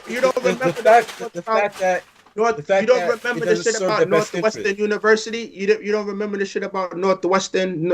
Was it Northwestern? Yeah, Northwestern University. They were fighting for like some type of labor shit, something like that. I'd have to find an article and drop it down later on. But like Northwestern, like they went to court and they fought for, I think it was something like player likeness, and like they won the shit. Yeah, I remember that. That's a start. That's what I'm saying. Like you want what you want, okay, have a plan and go attack it.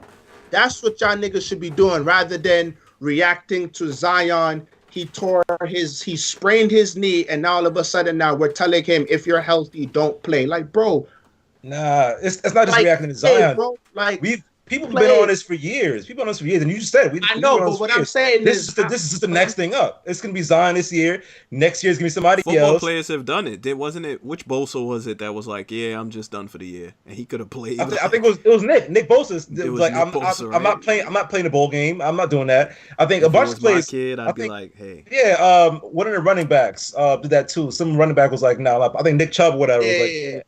Yeah, I'm not playing. For what? Like, if you're gonna use me, I could use you back. Yeah, I wouldn't be mad if a kid was like for the Orange Bowl, the Strawberry Bowl, nigga. If it's not the national championship, I'm not coming, nigga. So it was like, I'm staying home. Figure it out yourself. When I know that like I don't have to bounce the ball again, and I'm gonna be the first overall pick. Exactly.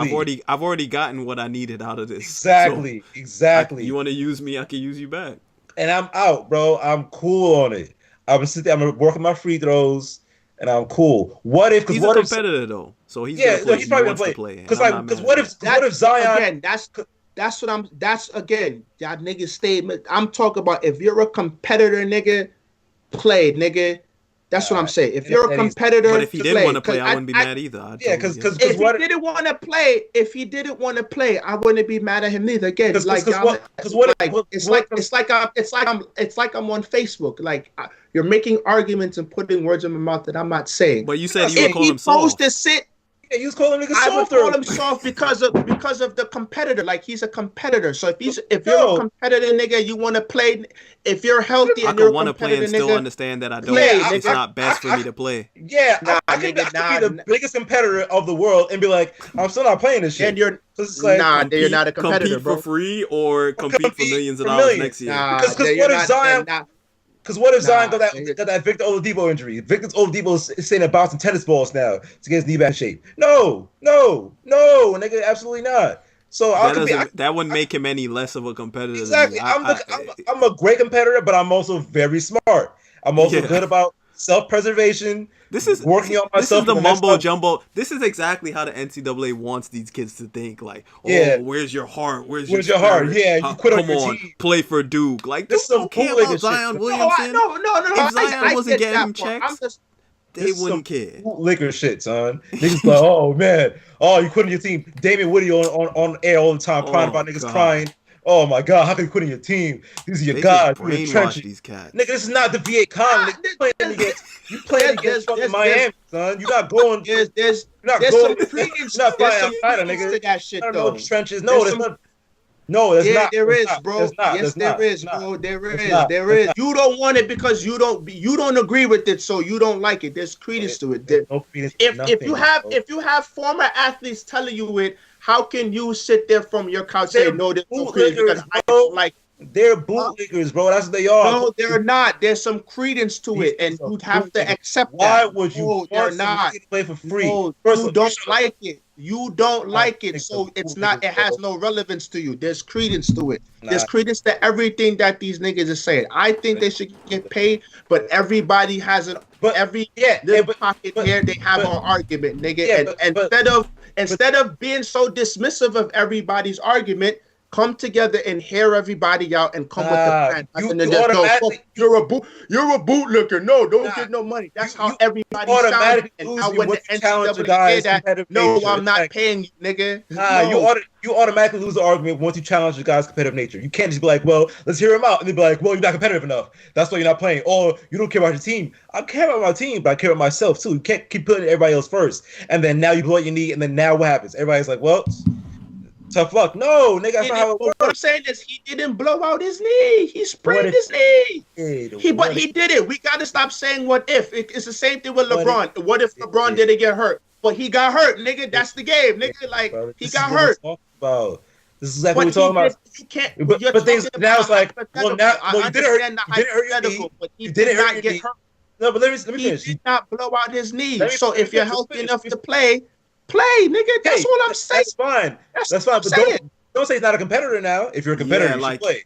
If he wants to play, I'll be like, I respect that. Cool. Like, I respect that. He wants to play. He wants to win. That's dope. But if he says no thanks, I'm gonna be like, that's dope too. You can be like, well, you're not a I'm not gonna disparage him if he niggas gonna be like, oh, he don't care about his team. Yeah, he's not a competitor. He's quit on his team. I push back on that. There's no credence in that. That's all garbage. And I'm like, nah, nigga, liquor mentality, bro. Finish your year out. That's not bootlicker. We gotta stop coming up with all these terms because of shit we don't like. No, that's bootlicker. He has an opinion. You disagree. That's it, nigga. He not no bootlicker. Millionaires pull the veil over your eyes, bro. That's bootlicker mentality, son. How are you gonna be like, well, yeah, I know you're poor, that's not a bootlicker. Stop. That's not a bootlicker. Stop. Bootlicker mentality. No, you don't like it. So because you don't like it, it's a bootlicker. You can't disparage him. You can't call out his competitive nature for not wanting to play, for not wanting to risk injury. That's what you're doing. Nigga, fine. That's just me talking shit because I'm a competitor. I would play. That's just me. That's just me. I'm a compete. So if I didn't blow, if he blew out his knee, sit, nigga. He wouldn't have a choice. He wouldn't have a choice to blow out his knee. He'd have to sit. And that's what we're going with it. That's what we're going. It's like, well, you have to sit now for a year. You have to sit for a year now. Imagine that. You have to sit for a year because he blew your knee in a meaningless basketball game. And imagine you lose out of millions because you're not. You don't want to draft him first. He's gonna get millions the following year. He's still gonna get millions. I'm talking about he doesn't get drafted first. What if make less money? Yo, what's his name? Alex Smith. Alex Smith might not ever play again, son. Alex Smith almost lost his foot, son. What if Zion got into that situation where it's like he's the professional? Exactly. That's the point. There we go. And it comes full circle. There it is, baby. There it is. There it is. He's a professional. But he's getting paid. Zion is not a professional. That's the point. That is the whole tragic point, my friend. There it is. That's the point, son. You just made the point for us. Alex Smith might not ever walk again. He has that security because he's got paid $84 million guaranteed by the Redskins. Zion is being paid nothing. If Zion got the same injury that Alex Smith had, where he can never walk again or almost lose his foot, never play again, we'd be like, damn, man, that's tough. And then now what? He goes home, he's 6'7" for no reason. Now he's gonna have to go to school for real. They have to go to school for real now. And pay out of his pocket. He loses scholarship. He loses a chance to go to the pros. He loses the Nike deal. Now he's paying out of his pocket for 4 years, $55,000 a year, $100,000 in loans, $50,000, whatever it is, and now he has to get a regular job, a regular $60,000 paying job now. No. And now the world is deprived of Zion Williamson in the NBA. Yeah. And now we never see him on LeBron. Now we never see him go at Tyson challenge chest and shit like that. No, there's a point, brother. Alex Smith getting paid. Alex Smith got $84 million to blow his knee out. He's fine. He's good. He's like, you know what? I put 11 years in the league or 12 years in the league. Now I got drafted in 2006, whatever. I put 13 years in the league. I'm cool. I can walk away. I'm fine with it. I got paid my guarantee money. Thank you for the time. NFL, you did me great. Perfect. Zion, he blows out his knee. He can't walk again. Damn. All right. Well, Alex also played college football and didn't get paid. And he went to the NFL. He was the first. And that's also a problem. I'm not saying it's only Zion. It's a problem for him too. We could have, if we all had Twitter in 2006, we would have advocated for Alex Smith being paid as a quarterback for whatever college he went to as well. It's not just Zion, nigga. This has been a problem. But you wouldn't be. But you wouldn't be paying. You wouldn't be advocating for all college football players to get paid. Yeah, I absolutely would. Okay, but most niggas are not arguing. That's what I'm saying. Like most niggas just arguing about that 1 or 2 stars. I don't care. But that's what I'm saying, though, Slade. That's what I'm saying. Like y'all keep putting words in my mouth. And the pay scale is what we're saying. We were saying football, that 7. Huh? Football, a high school player, you'd be hard. Maybe once in a generation, a high school player could maybe play NFL football. Like that's not even like a thing. They physically can't play NFL football. Zion could have played NBA basketball this year easily. So it's like at least NCAA football is at least like, even though it's not fair that they're not getting paid. At least it's like there's more of a reasoning behind it, because a high school football player can't just go to the NFL. He'd die. At least there's that, they actually have that. The NCAA basketball is just like, there's literally no reason. You're just no reason because there's no reason to be there. And that's why my boy is saying what he's saying. So that's why I say that's why me and Just came up with the or like just spitballing out ideas. NCAA should pay him, not Duke University. Duke University. Well, it doesn't matter. We don't get Coach K. We don't get who's paying them. We just want them to be paid. We want them to be compensated for that. Yeah, I'd have to see how the NCAA I agree, but money. What I'm saying is y'all are arguing points that I'm not making and making it look like I'm saying they shouldn't get paid. No, I'm just legally and strategically speaking out without just pulling shit out of my ass. How it should go out. This has been a conversation for you haven't come up with a plan, nigga. All you said was pay him. I didn't. Why would I need a plan? We went over this already. The fundamental issue. We went over this already. But we all know the fundamental issue. So now, how can we do it? It doesn't have to go the way we're doing it, but at least come up with something. Like y'all just saying pay him. That's all I'm saying. We're not arguing the logistics of how to pay him. You were saying to pay him, and you were saying no, don't pay him. Yeah, like that was your initial argument. So like they go to school for they go to school for school. Like they're not going to school for that. Yeah, they're not students. They are students. Like that point hasn't changed. They are students. They went to Duke University. Students that should be getting paid cash money. Mm-hmm. That's it. There we go. Paid students. We're not fucking bread, nigga. So what's good with them Lakers though? Who's gonna start? Joe, my boy Jason who listens, he was like, "Yo, you gotta remind Joe." He said they was winning 50 games. I was like, no. Listen, around probably like I think it was like maybe. Like late December, I was like, damn, these niggas not winning 50 games, bro. I ain't saying that, but I was like, I gotta give you an out on that because honestly, I didn't expect LeBron to miss 16 games. Like that's true. Like, that's true. Yeah. They still should have made the playoffs. I'm not giving these niggas. I'm not giving the Lakers. I'm not giving the Lakers. I'm giving like Joe out on that. Oh, you talking about Joe? No, you don't get out, nigga. Because you don't get out. For 50 games, 50 games meant a healthy LeBron all year. Yeah, and they won 35 last year. There's no reason why they can't win 15 more games with LeBron James on their team. There's no reason why. So I'm like, all right, even if they overachieved last year, LeBron adds 30, 25 wins to any team. That's a fact, bro. He's been doing it for his whole career. Even out west, it doesn't matter. Like you should be able to win regular season basketball games. Yeah. So go ahead. Yeah. So it's a colossal failure. It's been a colossal failure. It's from jump, from management to LeBron not playing defense, to Lonzo missing games, to Rondo being whatever he's doing, Tyson Chandler getting hurt. 7 seats away. Yeah, JaVale McGee not playing to the level that he's been playing at with Warriors. Kuzma has had a good year. Ingram's had a decent year. Josh Hart has been a disappointment from last year. So like a lot of things had to go wrong for the Lakers to be this bad, and they all went wrong this year. Bron got hurt. Lonzo got hurt. Rondo has been playing well. Tyson got hurt. Luke Walton has been lost on the sideline. Magic has been tampering with these niggas' mentalities on the tight. So a lot of things has went wrong, and they all did. So I can take that L and be like, well, cool, fine, I'm wrong, but like they should have won 50 games, bro. There's no reason why a team with LeBron James can't win 50 games. 50 out of 82 games. This is how I'm coming at it, and this is one of the things I wanted to touch on. This is what I'm saying.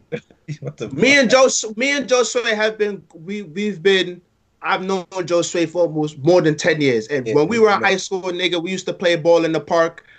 Me and Joe Sway used to mock LeBron on how he used to play. Dribble 24 seconds in a shot clock. He dribbling the ball, at least 20 of them. He either was a high pick and roll or he going straight to the basket. That's been his game since 2005, nigga. Now you come to the Lakers. He was a free agent. He could have went to Philly, nigga. Stay in the East. You could have went to Philly. You could have went on a good team. You could have went to Houston. You would have had Harden. You would have had your boy's godfather, Chris Paul. You would have had shooters, nigga. And you would have been on a contending team. So if you get hurt, you still got Harden. You still got Paul, even though Ariza and Bahamute. You went to the Lakers, nigga. That was your decision. Ain't nobody told you to go to the Lakers, nigga. No one. You know why you went to the Lakers? Because you wanted to be the Jay-Z of basketball, nigga. Talk about A&R and the $1 Million Mile and this TV show and that TV show. Now you got Space Jam 2. Well, now you getting what you deserve, nigga, because everybody told your dumb ass the West is what's up, nigga. Everybody told you that, Yeah, nigga. we did tell him. You thought it was going to... Right, niggas been saying all that 8 straight shit to the finals. Yeah, you're in the East, nigga. You playing against Toronto, nigga. Like, Toronto don't scare me, nigga. Like, you playing against Boston with no Kyrie. You supposed to beat these niggas. You let Indiana push you 7 games. Like, we told you this shit. All you LeBron fans out there, nigga, Roshan Joseph told you niggas. It's the East, nigga. This is the West. This is where the big boys play now, nigga. And he, after All-Star break, talk about, I'm going to activate playoff mode like he's Captain Planet or some shit. No, nigga, you're trash, nigga, because 6 games into playoff mode, I'm on a minutes restriction now, guys. I'm only playing back-to-backs. Fucking pussy-ass nigga. You're soft, nigga. All you LeBron James fans out there, I said it. Roshan Joseph, born April 1st, 91, nigga. Y'all niggas is food. I told you that shit, nigga. I told you, nigga. I told you, nigga. LeBron James is not this Mount Rushmore player that y'all thought. He ain't this greatest of all time. No, nigga. No, you're not. I watched this man miss 2 free throws versus the fucking Suns, nigga. I watched him, nigga. I checked the score. He was down 20 points majority of the game to the fucking Suns, nigga. To the fucking Suns, nigga. To the fucking Suns, nigga. Playoff mode, nigga. He said it. No one told you to stand in front of a camera and say playoff mode. Hey, no one put a gun to your head, nigga. You said it, so I want to see it, nigga. You passed Jordan. Fuck that shit, nigga. You took another L to Denver, nigga. You lost to the... Patrick fucking Beverly called you out, nigga. Patrick Beverly, 6'1" Patrick Beverly said, I want LeBron, nigga. And when you got the ball, you passed out of a double team like the bitch you are, nigga. Get out of here, nigga. Get this LeBron shit out of here, nigga. This is why you get your murals defaced, because Kobe didn't see Kobe give up. This is why, nigga. This is why, nigga. This is why you get your murals defaced, nigga, because you're trash, nigga. You are trash, nigga. You a turnstile on defense, nigga. I've seen people jump over turnstiles in MTA better than you, nigga. Like, no, nigga, you're a turnstile on the defensive end of the floor, nigga. You're a turnstile, nigga. You wanted to, and now you wanted to trade. Then at the trade deadline, you wanted to trade half your team. And now after the All-Star break, oh, I like where we're at. Like, what? I don't pay for you, nigga. Then you take an L. Who was? I think it was New Orleans. Well, I don't know about my priorities, nigga. You have an A&R. You're an A&R on 2 Chainz album, nigga. This ain't one of your homies that you work for Rock Nation. This is 2 Chainz, nigga. Like, this ain't no small rapper. This is a Def Jam artist. 2 Chainz. I saw his $1 Million Mile commercial during the Super Bowl, nigga. Yeah, okay. I saw his $1 Million Mile. I saw his $1 Million Mile. His commercial for the $1 Million Mile during the Super Bowl, nigga. I support Kaepernick, but yeah, I'll take the Super Bowl money too while I'm at it. Like, you're a hypocrite, nigga. Now you're talking. Now you have Space Jam 2 coming out in March 21, which I hope is ass, nigga. Because that shit's gonna be. You're an A&R on an album talking about, I don't know if basketball is the priority. Bro, you were an A&R on an album, nigga. Now you're supposed to be the all-time greatest. You make teammates better in 6 games into your trash-ass playoff mode. That's it, guys. I'm calling it quits. That's it. Bring in the specialist. I'm only playing 32 minutes. All you LeBron fans, this is what I've been trying to tell y'all niggas for years, nigga. The East is a completely different ball game than the West. And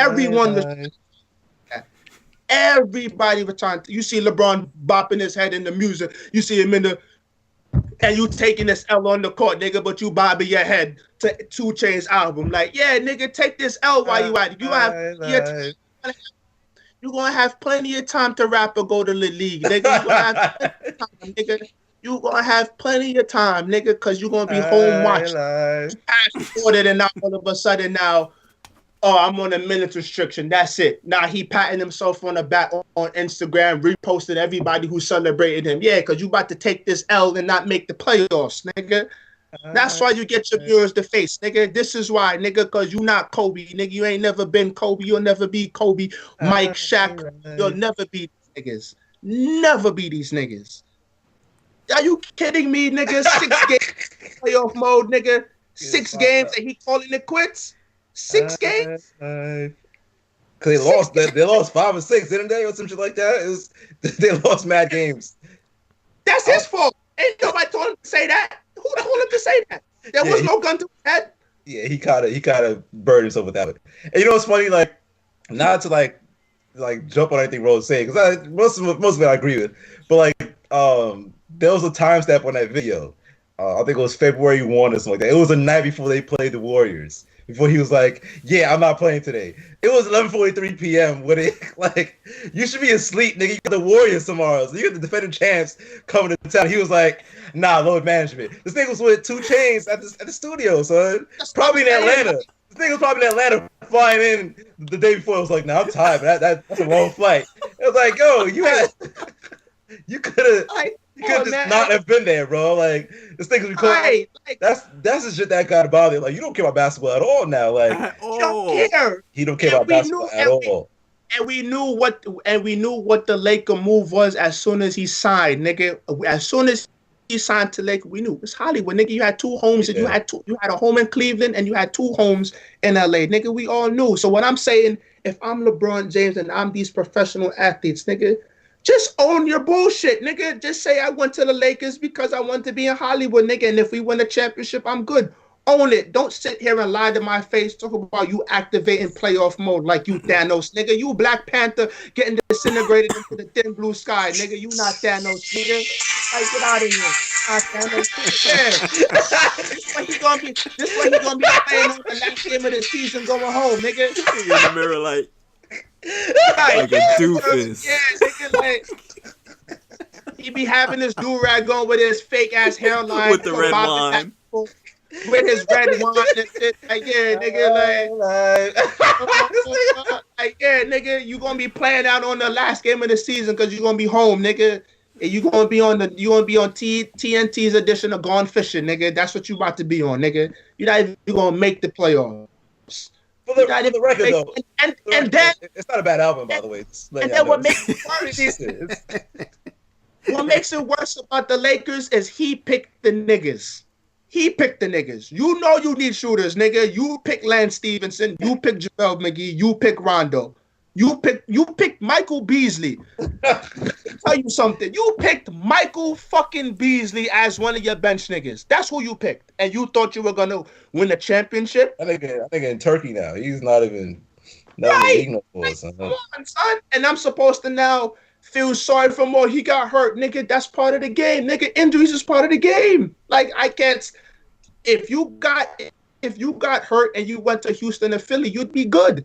You could have took your time with your injury, and there'd be no, I have to activate no playoff mode to scratch and claw back into the playoffs. There'd be none of that. You'd be in fine shape. But you chose.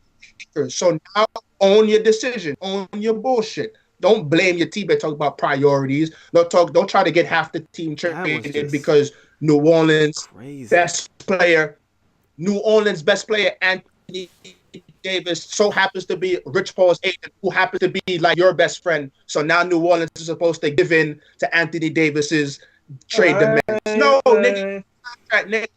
If I want to send you to Sacramento, I'm gonna send you to Sacramento, nigga. Like, you're under contract. Like, I don't understand these niggas. That was part of my second shit. I watched The Shot.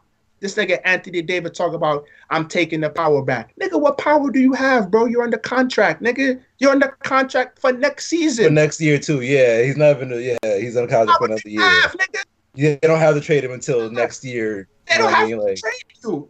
They don't have to trade you. And then the balls of these niggas talk about, I only want to go here, nigga. Like, I don't have to trade you where you want to go, nigga. I can trade you to Turkey if that's legal, nigga. I don't have to trade you.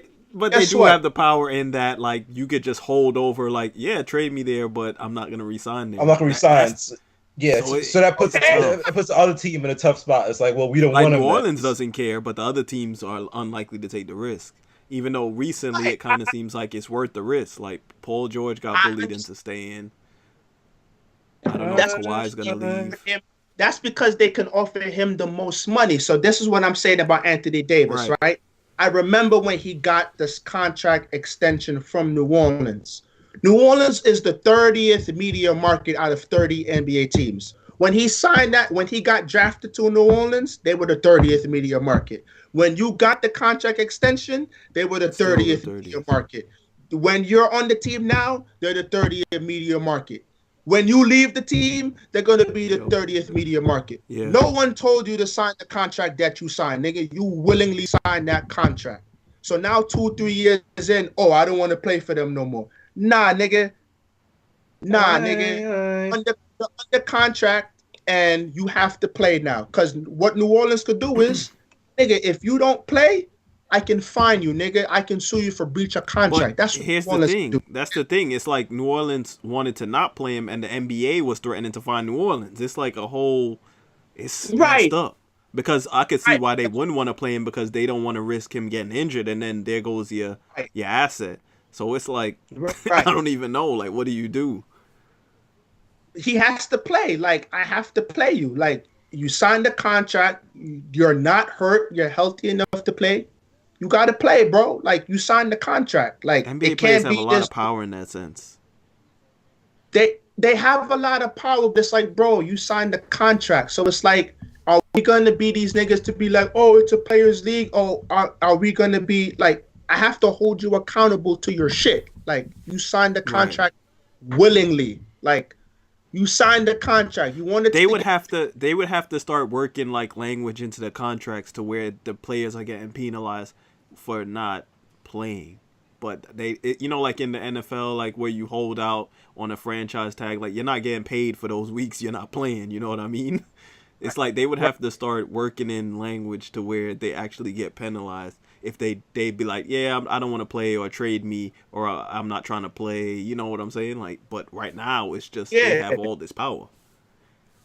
I don't think they have power. I just think it's because they are the product. It makes it look like they have power. Because I was watching a clip from it's not First Things First. It's Speak for Yourself, and they were talking about how this is not even the first time that this has been going on. Wilt Chamberlain had this similar issue. Bill Russell and players before that have had this issue. Like, this tension between player and owner has been going on for a while. And what I'm saying is, bro, at the end of the day, you don't cut the check. They're the owner. They can do whatever they want. Because if, let's say Anthony Davis gets hurt in the course of a basketball game, right? Right. The owner of the New Orleans Pelicans still has a business to run. Like, I still have to generate money. I still have to do this. I still have a business to run. So I cannot, though you're my best player, if Anthony Davis were to retire, he still has a business to run. Like at the end of the day, so it's like, it's my team. I can do what I want. Anthony Davis, I understand that you're the best player on my team, and I understand you're one of the top players in the league, but at the end of the day, my nigga, you signed the contract. Right. Period. No one told you had to sign the extension. You chose it. So now, 2-3 years in, you trying to copy. You worried. My boy E said the other day, the problem with this shit is too many people they saw a LeBron situation, and they all copy LeBron. So now they all kind of talking LeBron. Oh, I have power, this and that. Like, no, none of you niggas are LeBron. LeBron was different. LeBron knew he had to do what he did because he was like the chosen one, Sports Illustrated. So he had to the pressure was on his ass. So he can move in a different light than everybody. The only nigga who can kind of move in his light is probably Kevin Durant. And as much as I think Kevin Durant's the best player in the league right now, if we're ranking all time, I am not putting Durant ahead of LeBron. You ain't even close, nigga. Like, LeBron is a different type of nigga compared to Durant. But Durant is the only one who can have the balls to move the way LeBron do. And it's like, okay, nigga, I can understand that. The rest of you niggas, Jimmy Butler, you causing a stink in Minnesota like you somebody, nigga. Like, bro, like you the third best player at best on a championship team, bro. Like, you can't be talking the way you talking. Same thing with these other niggas. Like, most of you niggas, if you're the best player on the championship team, they not winning the championship. Like they have this distorted view of themselves because they watching LeBron. Like LeBron can move like that. He can go to any team, and they're gonna make the playoffs most likely. Like, you know what I'm saying? So it's like you said, why didn't he could have signed a shorter extension of some sort or something? Right, like you signed on for all them years. Right. And now it's like a couple years in, it's like, I don't want to be here anymore. It's like, well, you just signed this extension. Right. And that's what's going on in the league. It's like 2-3 years in their big contract they signed with the team who can offer them the most money. You got your money now. 2-3 years in, I don't want to be here no more. You signed the contract, nigga. Like, when you are a free agent, exercise your right to go wherever the fuck you want to go, my nigga. You stayed on this team because they can offer you the most money. Okay, now you on the contract, nigga. You got no power, nigga. They want both. That's why they want to get traded, so that they could get the most money and go where they want to go. Right, and it don't work like that. So that's what I'm saying. Like, all these niggas complain about power. No, you have no power, nigga. If you want to win a championship and you're a good player and you feel New Orleans is not the team for you, when your contract was up, or when your contract was up before you signed the extension, you could have let your contract play out. You're a free agent. You can go wherever you want to go. Or couldn't you have, and like, because like you said, they want the most money, just sign a shorter extension. Like, if you really want to keep your options open. Right. Do what LeBron did, nigga. If everybody, the 2-year deal or whatever. If these niggas really want to exercise their power, do exactly what LeBron and Durant been doing. 1+1. 1+1, 1+1. Then you really exercise the power, because it's like, okay, nigga, what is it gonna take to keep you? All right, I need this, I need that. Then you exercising some type of power, nigga, because you are the best player. But if all you niggas is gonna sign this 5-year, $287 million deal, and year 2 in the contract, oh no, I don't want to play here no more. Yeah, nigga, I understand that because you took the most money, nigga. So I have no money left to sign any other niggas. That's what LeBron was bitching about. That's what LeBron was bitching about in Cleveland the year Chuck came at him. He was like, yeah, nigga, Golden State had the money to sign Durant. You signed your contract. You had Kevin Love get traded from Minnesota, and Kyrie had already signed his deal. Tristan Thompson, $80 million. And then you gave Tristan Thompson the shitty contract. You gave JR a shitty contract. You gave Shump a shitty contract. Like, I have no money to spend, nigga. I got no money to spend, so you have to live with the team I got. You have to live with the team you got. You can't ask for the team you get, and then all of a sudden now get me more help. I got no money, nigga. And then they traded Kyle, and then they traded for Kyle Korver. Like, what more you want, nigga? What more you want? Yeah, Same thing with these niggas. They did mad moves. They made mad moves, nigga, from nothing. Like, so it's like Anthony Davis. You talk about you have power. What power do you have, nigga? You're on the contract for next season. My boy even thought he had an opt-out. Like, nah, nigga, he on the contract for next season too, nigga. So what power do you have, nigga? Please, all you ESPN niggas who just like dick riding, what power do they have, nigga? Please explain. What power does Anthony Davis have? Please explain. He's under contract next season. Yeah, somebody he can't force his way out. So he cannot. He cannot. And it's not like he has a no trade clause. If I'm New Orleans, nigga, I do not have to trade you. And if I trade you, nigga, I'm doing what's in the best interest for me. Because when you retire, when you leave, I still gotta run the team, nigga. I still gotta run New Orleans, whether you here or not. This is my business. I still have to run it.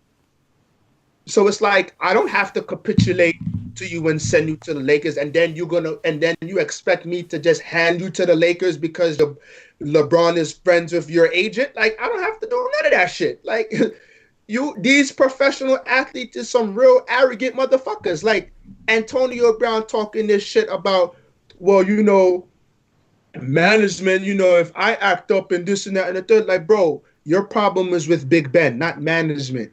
The Steelers are one of the best organizations, not just in football, in all of sports. Like, if we're gonna talk football, if you want to be a football player and play for a professional NFL franchise, the Steelers are probably top 3 to 5 on anybody's list, bar none. You play for a consistent organ. You know, you go to the Pittsburgh Steelers, you're gonna win you're gonna be in contention for an AFC North title. You may be in contention for a first or second seed. You're probably going to be in contention in the AFC Championship game, and you may get to a Super Bowl. But you're going to be on a good team. You're going to be on a consistent team. What more do you want, nigga? What more do you want? And this whole thing started because Antonio Brown, he went on Facebook Live while your coach is in the locker room. Like, this is how all this shit really started if you're really thinking about it. What happened was Mike Tomlin didn't nip it in the bud immediately. Like, there should have been some form of discipline. It's the same thing that happened with Odell and the Josh Norman shit. I know old school Tom Coughlin, when he saw that fight, when he saw what happened between Odell and Norman, he probably wanted to sit his ass down. But because he's fighting for his job, they just left him out there. Exactly. So, right. So that's what I'm saying. So now his hands are tied to let that shit slide. Now Odell thinks it's okay to act the way he acts because Coughlin let it slide. So now that's what I was trying to tell with Joe Sway earlier in our podcast. I'm like, yo, you can't be acting like this because now Sterling Shepard had an outburst during the season. It's like, bro, this is not cool. Like, you can't be doing this. Like, you don't get the ball and now you're going to throw a temper tantrum on the sideline. Like, you can't do that.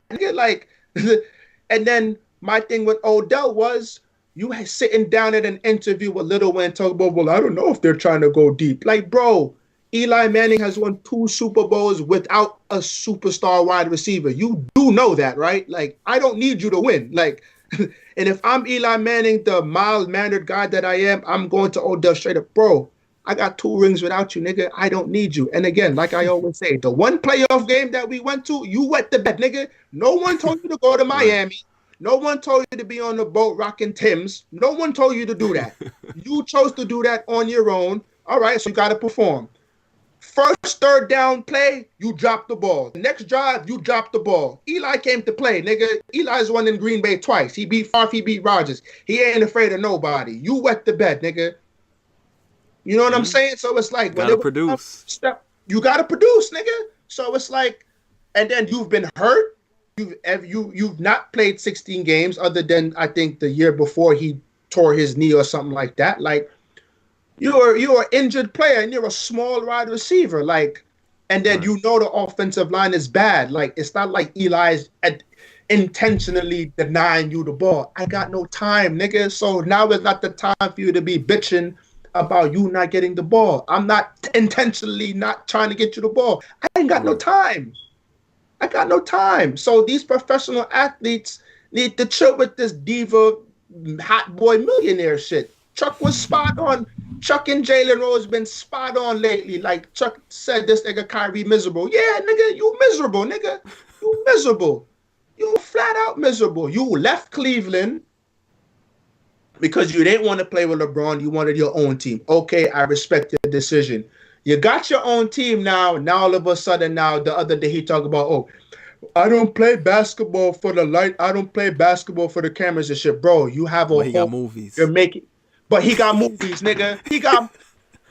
like, it's like, do they hear themselves, my nigga? Like, yeah, do you hear this? I don't know what's up with Kyrie, man. I don't like, know what's up with him. They don't hear the dumb shit that they say. You don't play for the You don't play for the cameras and shit. But you were in a movie, nigga. Like, you did commercials for Pepsi and Nike. Like, what the fuck? And he producing another movie, like, right? And he producing another. Like, what are you talking about? Like, what are you saying, my nigga? Like, do y'all really step back and think about the fuck shit you saying, nigga? So that's why I'm not. That's why I'm on this wave. Like, I'm holding everybody accountable. Like LeBron, you said playoff mode, nigga. No one told you to say that, nigga. Not a soul, nigga. No one told you to say that, nigga. You said that on your own, nigga. So now you gotta produce. Because again, I'm not trying to make this about Kobe, but you on the nigga team. I seen Kobe drag worse. Kobe was playing with Smush Parker, Chris Mim, and Kwame Brown in the starting lineup. Nigga, LeBron ain't never played with no such trash in his life. Brian Cook. Brian Cook. Kobe Bryant has played with trash, nigga, and he done dragged these niggas in the playoffs. I done seen Kobe drop 50 and 4 straight in order for these niggas to get into the playoffs. I saw Kobe playing back-to-backs at 34 years old, 17 years in the league, and he was giving it up. You got no excuse, bro. You got no excuse. You athletic, okay, nigga, I need you to play defense. Like this whole notion that, oh, this two-way player shit. Somebody said the other day, two-way player shit. Yeah, that's for football, nigga. Two-way means you play offense and defense, nigga. Right. You go in as an offensive player, you run your route, or you catch balls or you catch whatever, and then come time to play defense, you go two ways. You a DB or whatever your position is. That's a two-way player. You a basketball player, nigga. You're required to play defense. So don't tell me he has to conserve. He has to conserve. Right, it's part of the job. He has to conserve energy. I hear Shannon Sharp. He has to do so much of the load. He has to carry so much. You mean he has to do his job? It's like we patting these niggas on their back to do their job because their numbers look good. Like, nigga, you supposed to grab rebounds. Nigga, you supposed to get assists. You supposed to get steals. You supposed to score the ball. Like, I'm not patting you on the back for doing your job. That's like my mom patting me on the back or giving me money because I got a good grade. Nigga, you supposed to do good grades in school, nigga. You supposed to clean your room. You supposed to wash the dishes. Like, yes, nigga, I'm supposed to do that. Like, what are we talking about?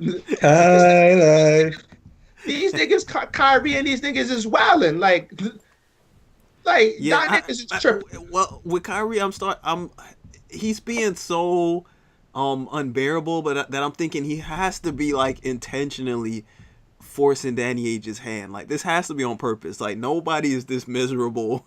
Nobody is this insufferable. Nobody. Either that, or he's really like going through like real depression to where like. Shit.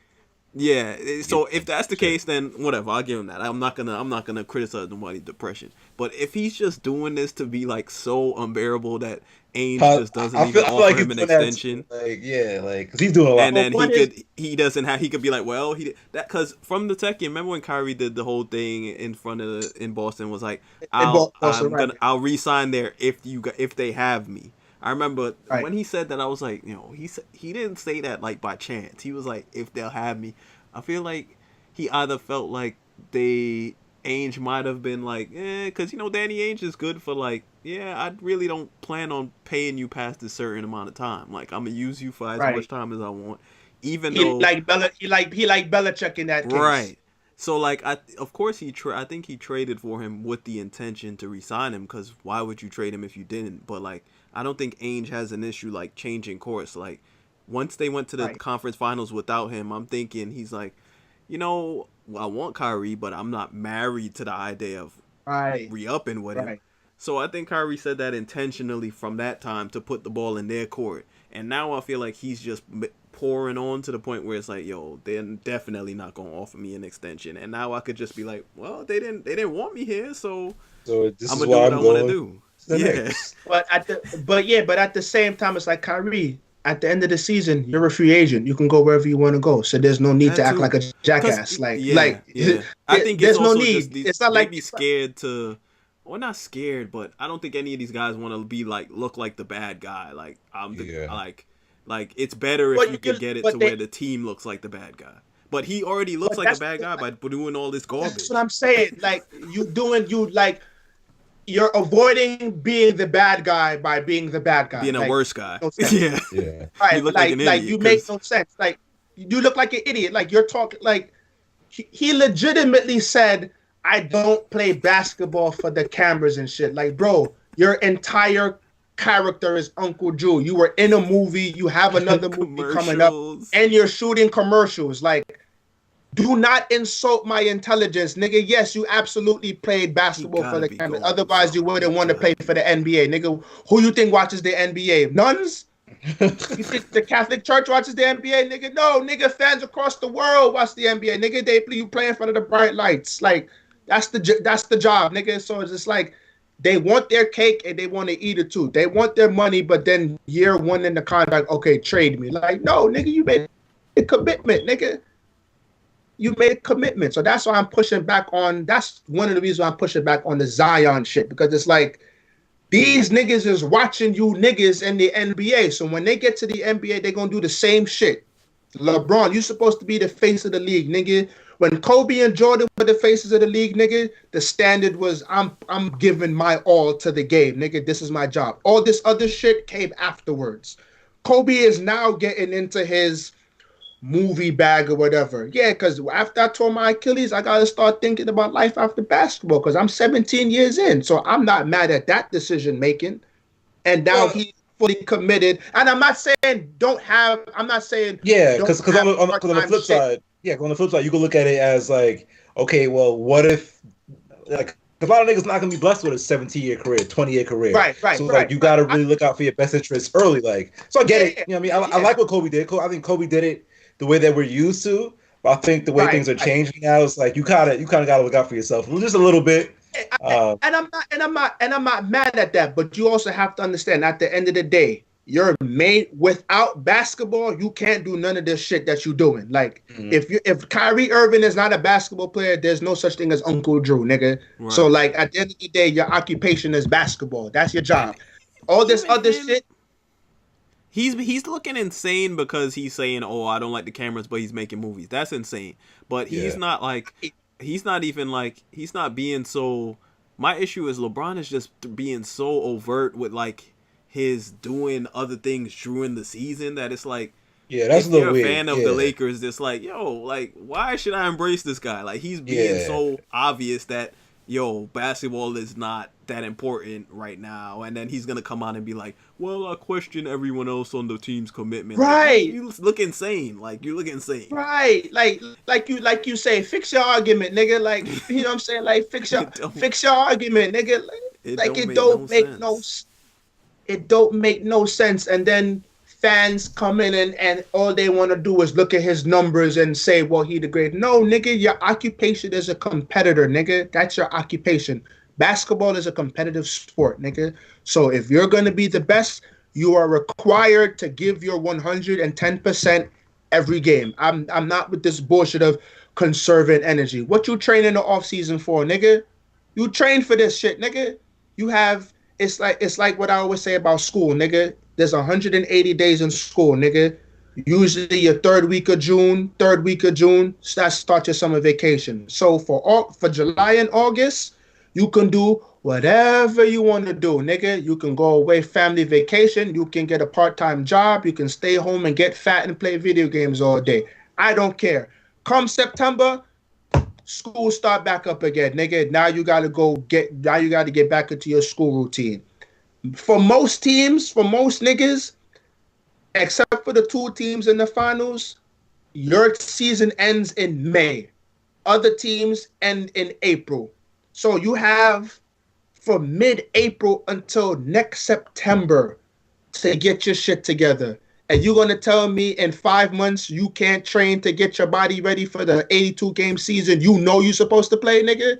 Talk about I'm conserving energy. What the fuck what you been doing? You've been A&R'ing. You've been making movies. You've been trying to get sneaker deals. So now when come season start and Kawhi Leonard is dropping 40 on your head, you mad because I got to conserve energy. This is the season. The season started, nigga. Let's play ball. Like, it's like these niggas. You should have been had your energies.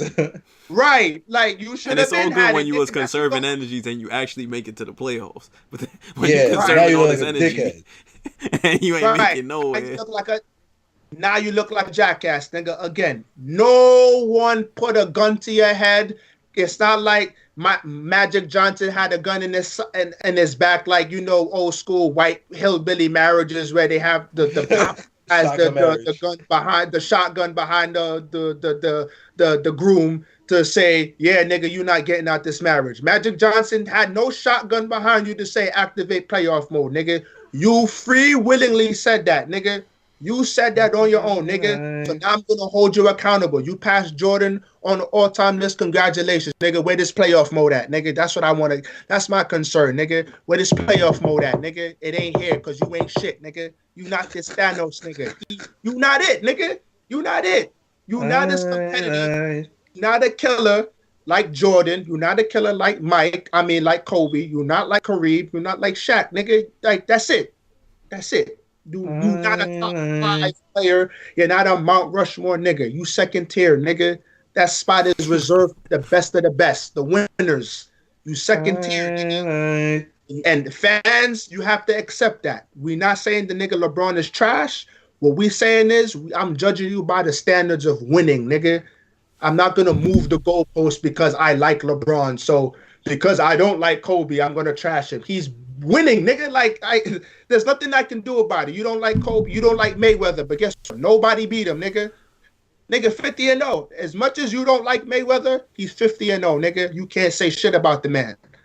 You understand what I'm saying? If the Chiefs had the chance to beat the Patriots, the Chargers had the chance to beat the Patriots, the Rams had the chance. You don't like the Patriots. Okay, beat them, nigga.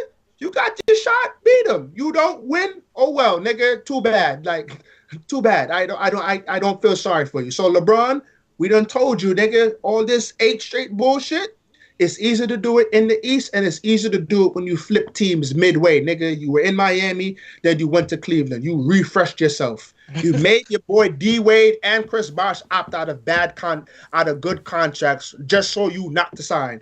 You made the Miami Heat draft Shabazz Napier, talk about that's my favorite player in the draft, and then you bounce. Like, what's wrong with this man? Like, how are you my king, nigga? How are you King James? Like, he got way more power than Jordan ever had, man. That's a fact. And he's using it in the wrong way because he's losing. Like, if you're gonna have that type of power, nigga, you better make sure you win it, nigga. And every time I look up, Durant is hitting a 3 in your face, nigga. That's what I'm seeing. Like, he's not very good at building teams. You know, he's not.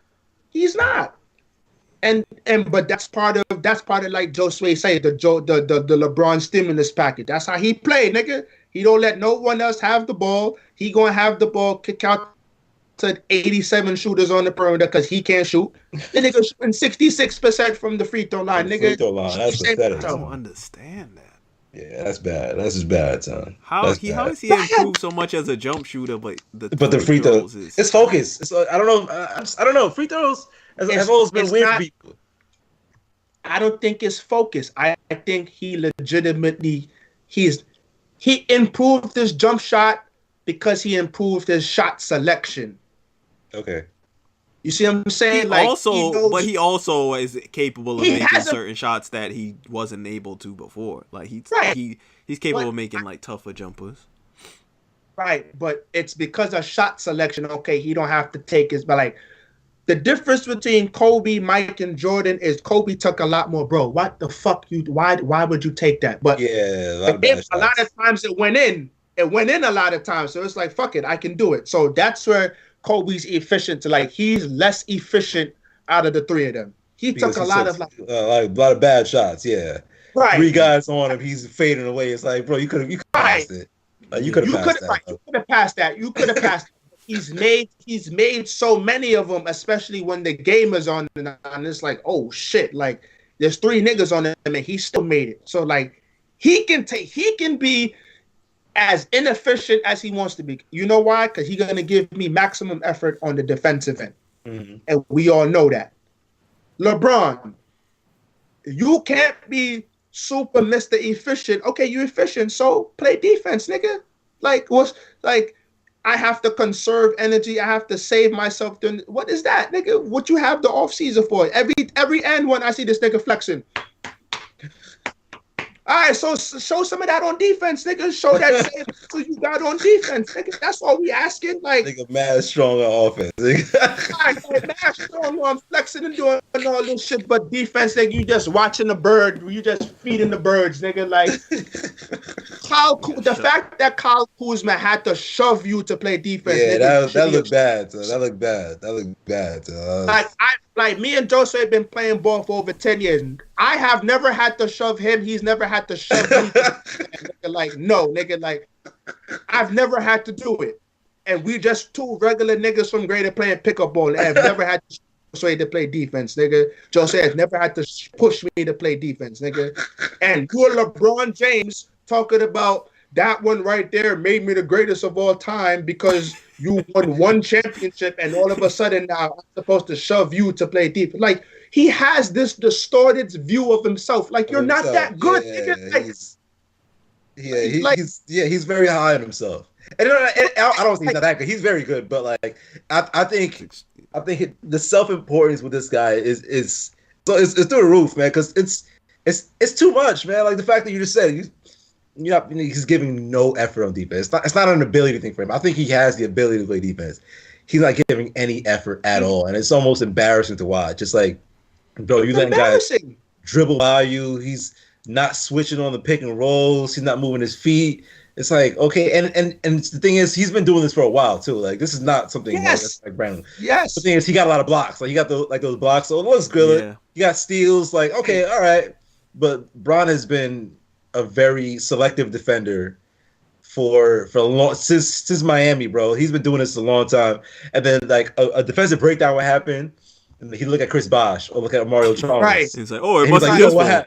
Yeah, and then everybody's like, it must have been his fault. And it's like, no, bro, that was your man. Like that's your switch. Right. Like, he's been doing this a lot, and he gets away with it a lot. I think more now we're kind of on him because it's like, yo, like we let you get away with it in Miami, we let you get away with it in Cleveland, but it's like, come on now you playing for the Lakers, bro. There's a different standard of basketball here. Right. Like, right. Cleveland never won a championship before you. Miami never won a championship before you. The Lakers have seen championships. They saw one 5 years, whatever it is. When the Lakers won. When did the Lakers win last? 2011, whatever it was. They saw one 6-7 years ago, bro. Like they saw 5 with Kobe. They saw 10 with Magic. They saw 30 with Jabbar. Whatever. You know what I mean? Like there's a different standard of basketball that they're not gonna allow here, bro. You really got to be on your joint if you're gonna expect to win those people over. And I don't think he's winning them over. They look at him like, yo, what's the point? What was the point you come in if we win 30 games in the basketball game? Like they're doing worse than they were last year, which is like, yo, this is absurd, bro. Like, so you know what I mean? They're not as appreciative as Cleveland was because you can get away with whatever you want in Cleveland. Like, Cleveland's gonna be like their own son. It's like, yo, they're just happy to have you, nigga. Yeah, it's like, wow, thanks, LeBron. He feels that's where it should be anywhere he goes. Yeah, it's like he's genuinely delusional. He's like. He really thinks like facing my mural. Yeah, I'm like fans don't care about. They don't care about that stuff. You know, they want to see championships, bro.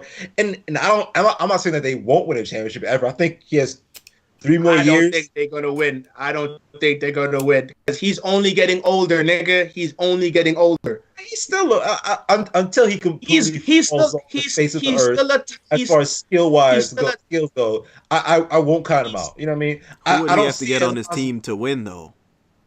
That's what I'm. Nobody wants to play with him, nigga. What superstar is begging to play with this man? The only way he gets superstars if he gets them via trade.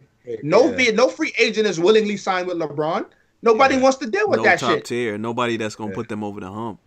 Right, like no one wants to deal with that shit. Yeah, and again, like that's what I'm saying. Like I don't see it happening on the Lakers, but I won't count them out. You know what I mean? Like because who knows? What if Lonzo takes a Victorian leap? You know what I mean? What if Ingram becomes? They're gonna trade him, nigga. In the off season, they're gonna move a lot of these. They're gonna move a lot of these niggas. But I'm saying, so I won't count him out completely until I see his skill set completely diminish, where he's almost unplayable, where he's looking like Cedric Ceballos. You know what I mean? I won't count him out until I see that. So I don't know what's gonna happen with the Lakers, and the Lakers fans not happy with that. It's like, bro, you came in for 4 years, like you signed a 4-year deal, and you doing movies. We don't care about Space Jam 2. And year one, you on year the movies, one, bro. If it was like his last year, like you remember when Kobe had that energy drink, nobody was drinking that crap. It was like, I'm about to retire. I don't want my championships. Who cares? I'm gonna sell it. I'm gonna go hard on it. The body armor. That was nobody care about that body armor. Nobody's drinking that garbage. He's only one. Nobody cares. Like, hey, I'm gonna get this bag, this body armor joint. Nobody cares. Everybody knows I'm done winning championships. It's my last year. Right. And everybody knows I'm old. I'm old. Yeah. Like we knew that. The Lakers fans knew that. They were appreciative already. Like Kobe's the son. Like Kobe's the prodigal son. Like this is the guy. Yep. Like LeBron is just a visitor. Like, yo, after you win a championship, appreciate it, bro. Now head back to Cleveland. Back to Kobe. Kobe's always gonna be their guy. You know what I mean? Like Patrick Ewing will always be our guy. Patrick Ewing played in Seattle. He played in Orlando, but Patrick was a Knick, bro. You know what I mean? Eli Manning is a giant. You know what I mean? There's certain guys. Tim Duncan is a Spur. Jeter's a Yankee. So like, you know what I'm saying? Right. Like even if he wins, he won't have the love of the Lakers fans, and I don't think that bothers him as much as we think it does, because I think he's okay with that. Like whatever. He's played the villain role before. He's played it well in Miami. I think it worked out for them. For him playing like that villain nigga, where he's like, yo, I'm gonna just go God mode. I'm gonna just drop 40 and block mad nigga shots. But I was like, with the Lakers, bro, you gotta have results, bro. They're not gonna just have you there like like Cleveland were. Like he's Cleveland's son. Like they're not gonna just have him there like, oh, thank you, LeBron. Oh, we love you. Kiss your feet. Lakers can be like, yo, bro, you gotta win, son. And they're always shooting movies and being in the studio with 2 Chainz and asking for features, bro. Come on, son. Like, come on, bro. Right. Come on, like. Now you got this nigga Harden competing with the nigga now leaking Meek Mill. Brother. Meek Mill. So like now all you niggas are gonna start dumbing out doing dumb shit. And it's like there's no more NBA no more, nigga. Now it's Love and Hip Hop NBA. Like y'all niggas gonna wildin' now. Like, and it was one thing because a lot of hoopers think they can rap. You know what I mean? A lot of niggas think they can rap, but you can almost never do both. I've never met anybody who can rap and play basketball. I've never seen one. I've never met one. So never. But a lot of niggas. Like Dame dropped the mixtape over the summer.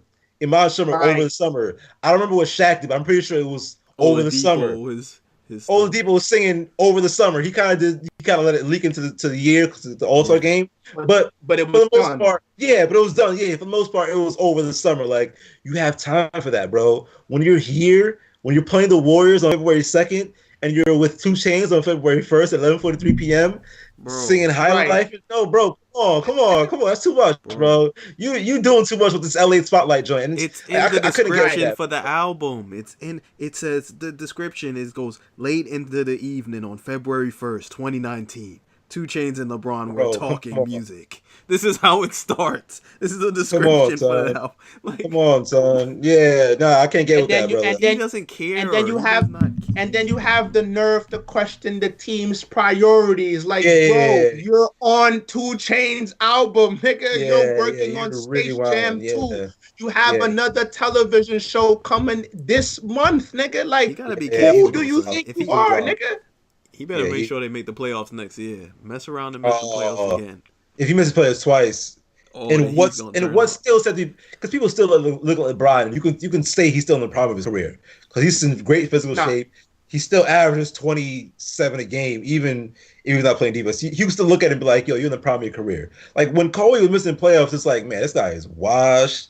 This nigga's shooting 39%. Kobe is done.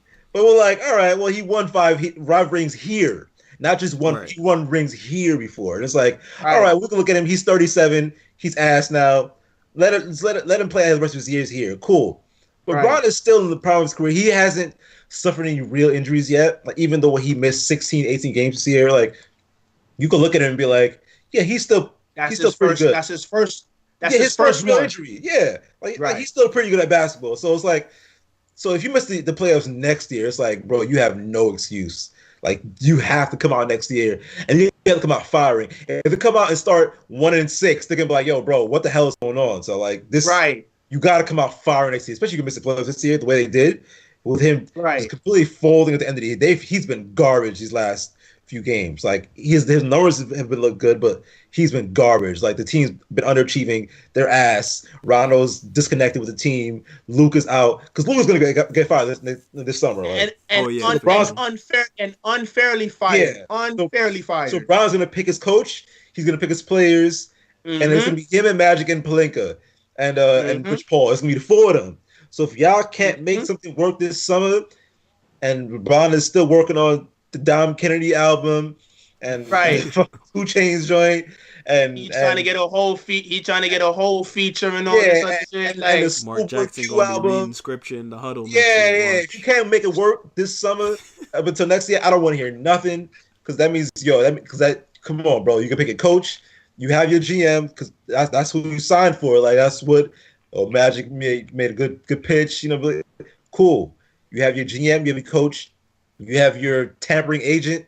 You got the other nigga Pelinka. What does Pelinka do in the organization? What is he? Pelinka is the GM. He's the GM because I think Magic's the president. Magic is the president. I've been calling Magic the GM the whole time. But either way, I mean, essentially, Magic's the GM. Right. We know how. So you got the coach, the GM. You have a top 4-ish player in the league, depending on how you look at it. Because I don't see it. Top four. KD. Steph, Kawhi, Bron, or KD, Steph, Harden, LeBron. No, I'm not putting Harden above. Either way, Harden like top 8, nigga. Like either way. Harden worse on Harden. As bad as LeBron is on defense, nigga, Harden is worse, nigga. Yeah, like, come on.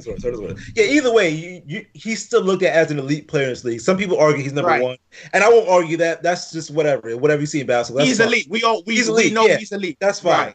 And then you're gonna have your choice of players next year again.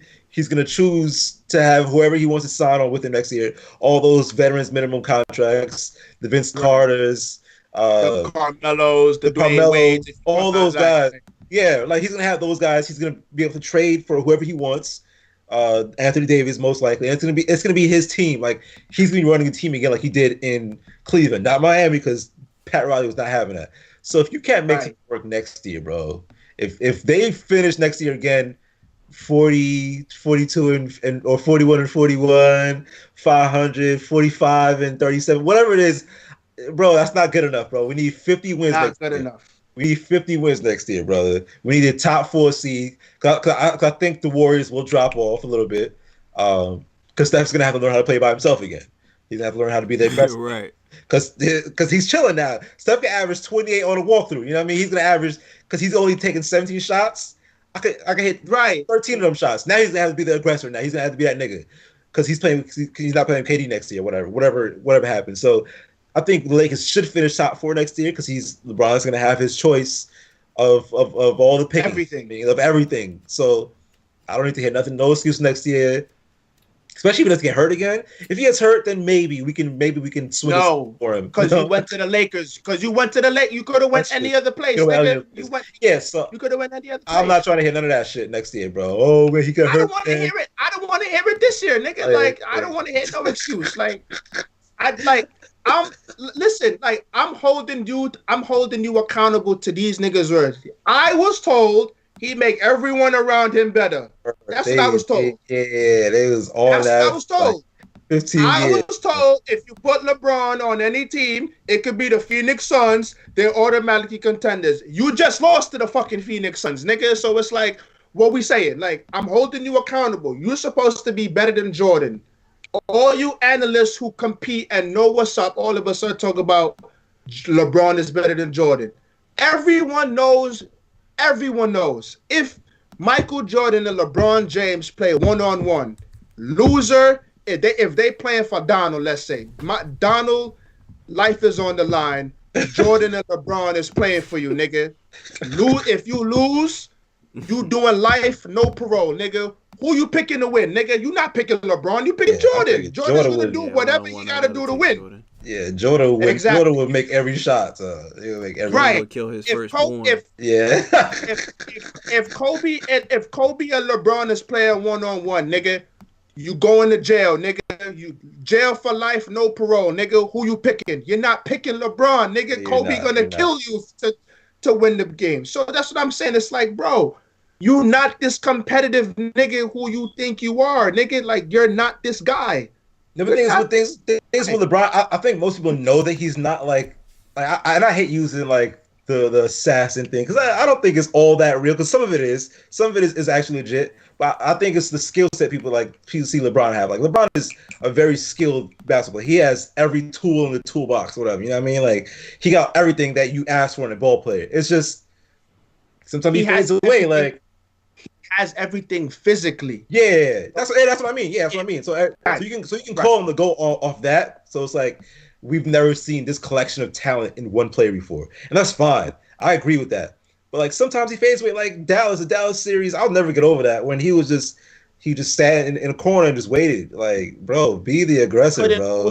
He couldn't post up JJ Barea, nigga. The three of us are taller than him, nigga. Like, JJ Barea is 5'6", bro. You got no excuse. Jason Terry guarding him at some point. Jason Terry lighting him up. Terry, all of them, yeah. Brian, that's what I'm saying. Over that, like, 5 or 6 game series. He had like 8 points in the fourth quarter total. Yeah, he had like 8. He had 8 total points entire fourth quarters. Like, come on, son. Like, come on, son. Like, and now you got. I mean, And now you got Patrick Beverly. He just finished beating the Knicks, nigga. Like the Knicks is no team you supposed to be hype about beating, nigga. Right. You got Patrick Beverly talking about I want LeBron, and then you get LeBron and he shuts you down. Like you should be ashamed of yourself, nigga. Like you should be ashamed. Like I'm legit watching, and every time they throw the ball to LeBron in the post, Patrick Beverly had a steal. He forced a double team. He stripped the ball. The ball went out a couple of times. Like, bro, he should take that as disrespect. 6'1" Patrick Beverly calling me out. We done seen Kobe destroy a whole bunch of. Remember Shane Battier wrote a book about the nigga. Oh, the Kobe stoppers. Right, like how many Kobe stoppers have we invented, nigga? And every time Ruben Patterson, Raja Bell, Ron Artest, Bruce Bowen. Shane Battier wrote a whole book in the playoffs the next year, and Kobe said, word 45 on your head, nigga. What's up, nigga? Like, when you a killer, when you a competitor, you take shit like that as an insult. We all know Jordan's insane, man. We all know Jordan crazy. Like, he made up shit. Like, that's just the type of psychopath he was. For Patrick, now we fighting to get into the playoffs, nigga. Like, again, playoff mode. You supposed to be kill mode. You supposed to be kill mode, nigga. I'm not taking any prisoners, nigga. Whoever, it don't matter who I'm playing, nigga. You gonna get this work tonight. And you let Patrick Beverly. And the Clippers are one of the teams you were trying to surpass. Right. Directly competing with them for a playoff spot, like. Right. And it's the Clippers, nigga. And the Clippers don't have nothing close to a superstar. Like, come on. Like, man. It's the Clippers, nigga. It's the Clip. And then you had to have Kyle Kuzma, the same nigga you trying to trade to push you to play defense.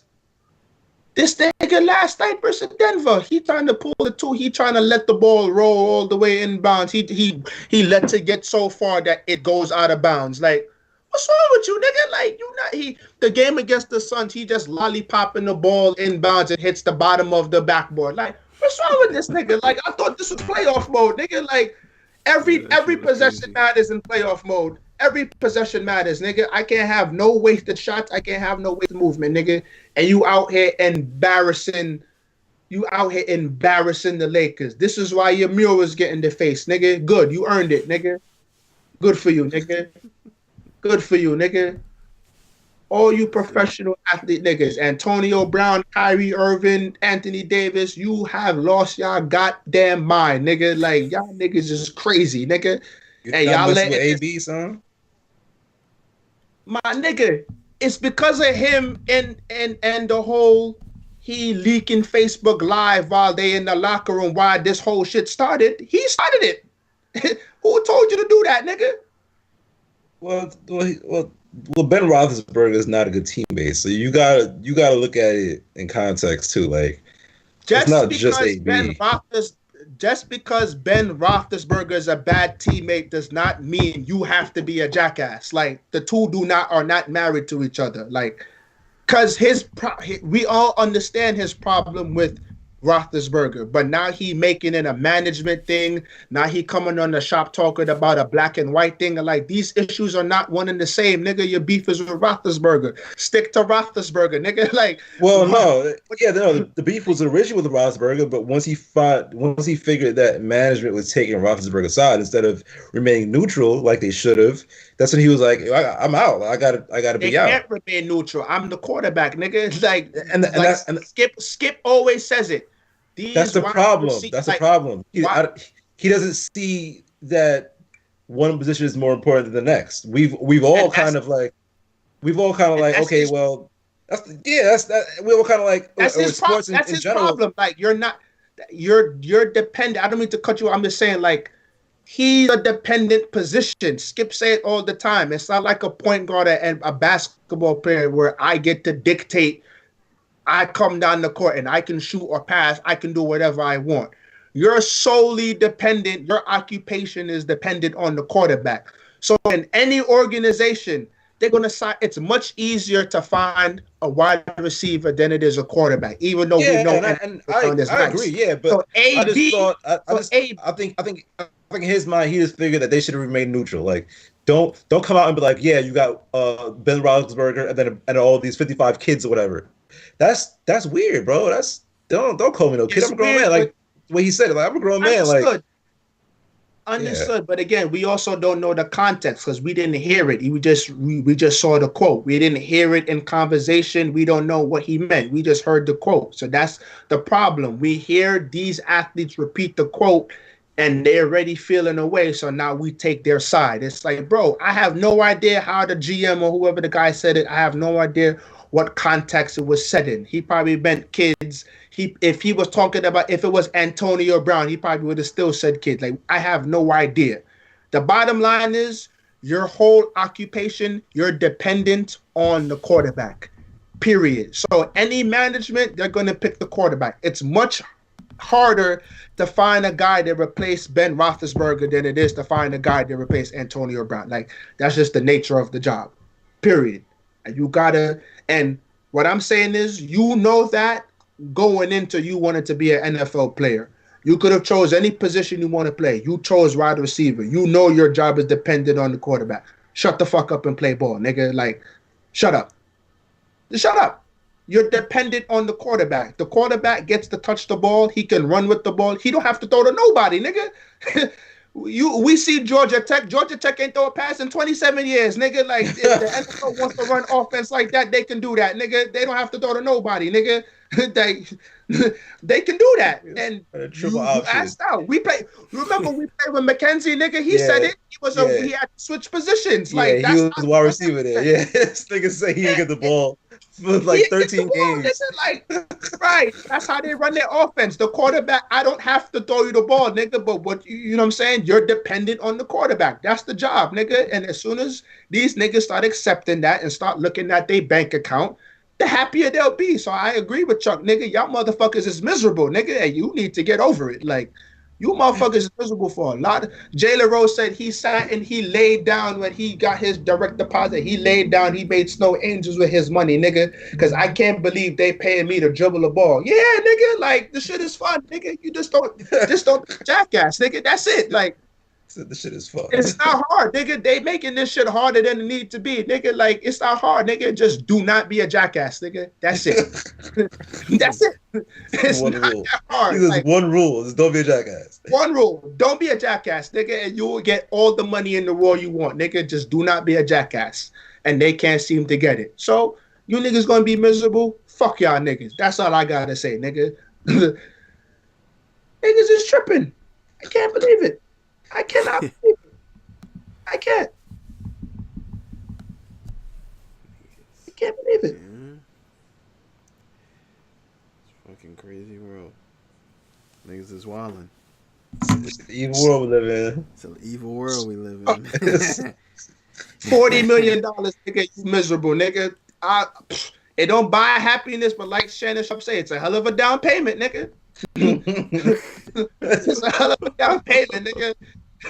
Shit. Hell of a down payment. Hell of a down payment, nigga.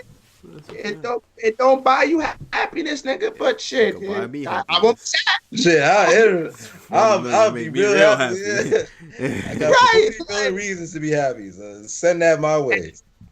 And all you have to do is dribble a basketball, nigga. We can go 0 for 82, nigga. Pay me $40 million. Nigga. I don't care. We can go 0 for 82, nigga. You pay me $40 million a year? I'll find some happiness. You nigga. I'm snoring all the cocaine. I'm doing all the shit, doing everything. I'm getting $40 million, nigga. I'm getting $40 million, nigga. Okay. All the cocaine, nigga. All of it, nigga. Straight from the cocoa leaf plant, nigga. I'm not taking it direct from or nothing, nigga. Cocoa leaf plant, nigga. I'm pulling a Frank Lucas, nigga. Don't bring me out here no more, nigga. Like, don't bring me out here no more. Straight direct, nigga. Like, yeah, nigga. $40 million a year, nigga, to dribble a basketball. Sign me up, nigga. We can go 0 for 82, dog. $40 million a year will solve a lot of problems right now, nigga. You know what I'm saying? I could find happiness for $40 million. I can find happiness from 1 million, nigga. You heard? That's a fact. That's a fact. That's a fact, bro. I'd be good. So, like, I'll make it work. I'll make it work. Right. All right, y'all. I think that's a wrap for today. Or we went off. Like, yes. Roll went off. I had to get that off my chest, nigga. For 2 weeks, I had to watch these motherfuckers out, nigga. For 2 weeks, nigga. And we can't come on because Joe Sway out in the bathroom taking a shit, nigga. You gotta sit it on air, nigga. Hey, edit that out, man. Yeah. You thought I forgot about the hair joke, nigga. I don't forget shit, nigga. You thought I forgot, nigga. You thought I forgot. Oh, man. You thought I forgot, nigga. You thought I forgot, nigga. Happy birthday, nigga. Happy birthday, nigga. Happy birthday, nigga. Think this is. All right, yo, we out. Free smoke, nigga. Smoke, nigga. Free smoke. We out. High life. High life. High life. Right.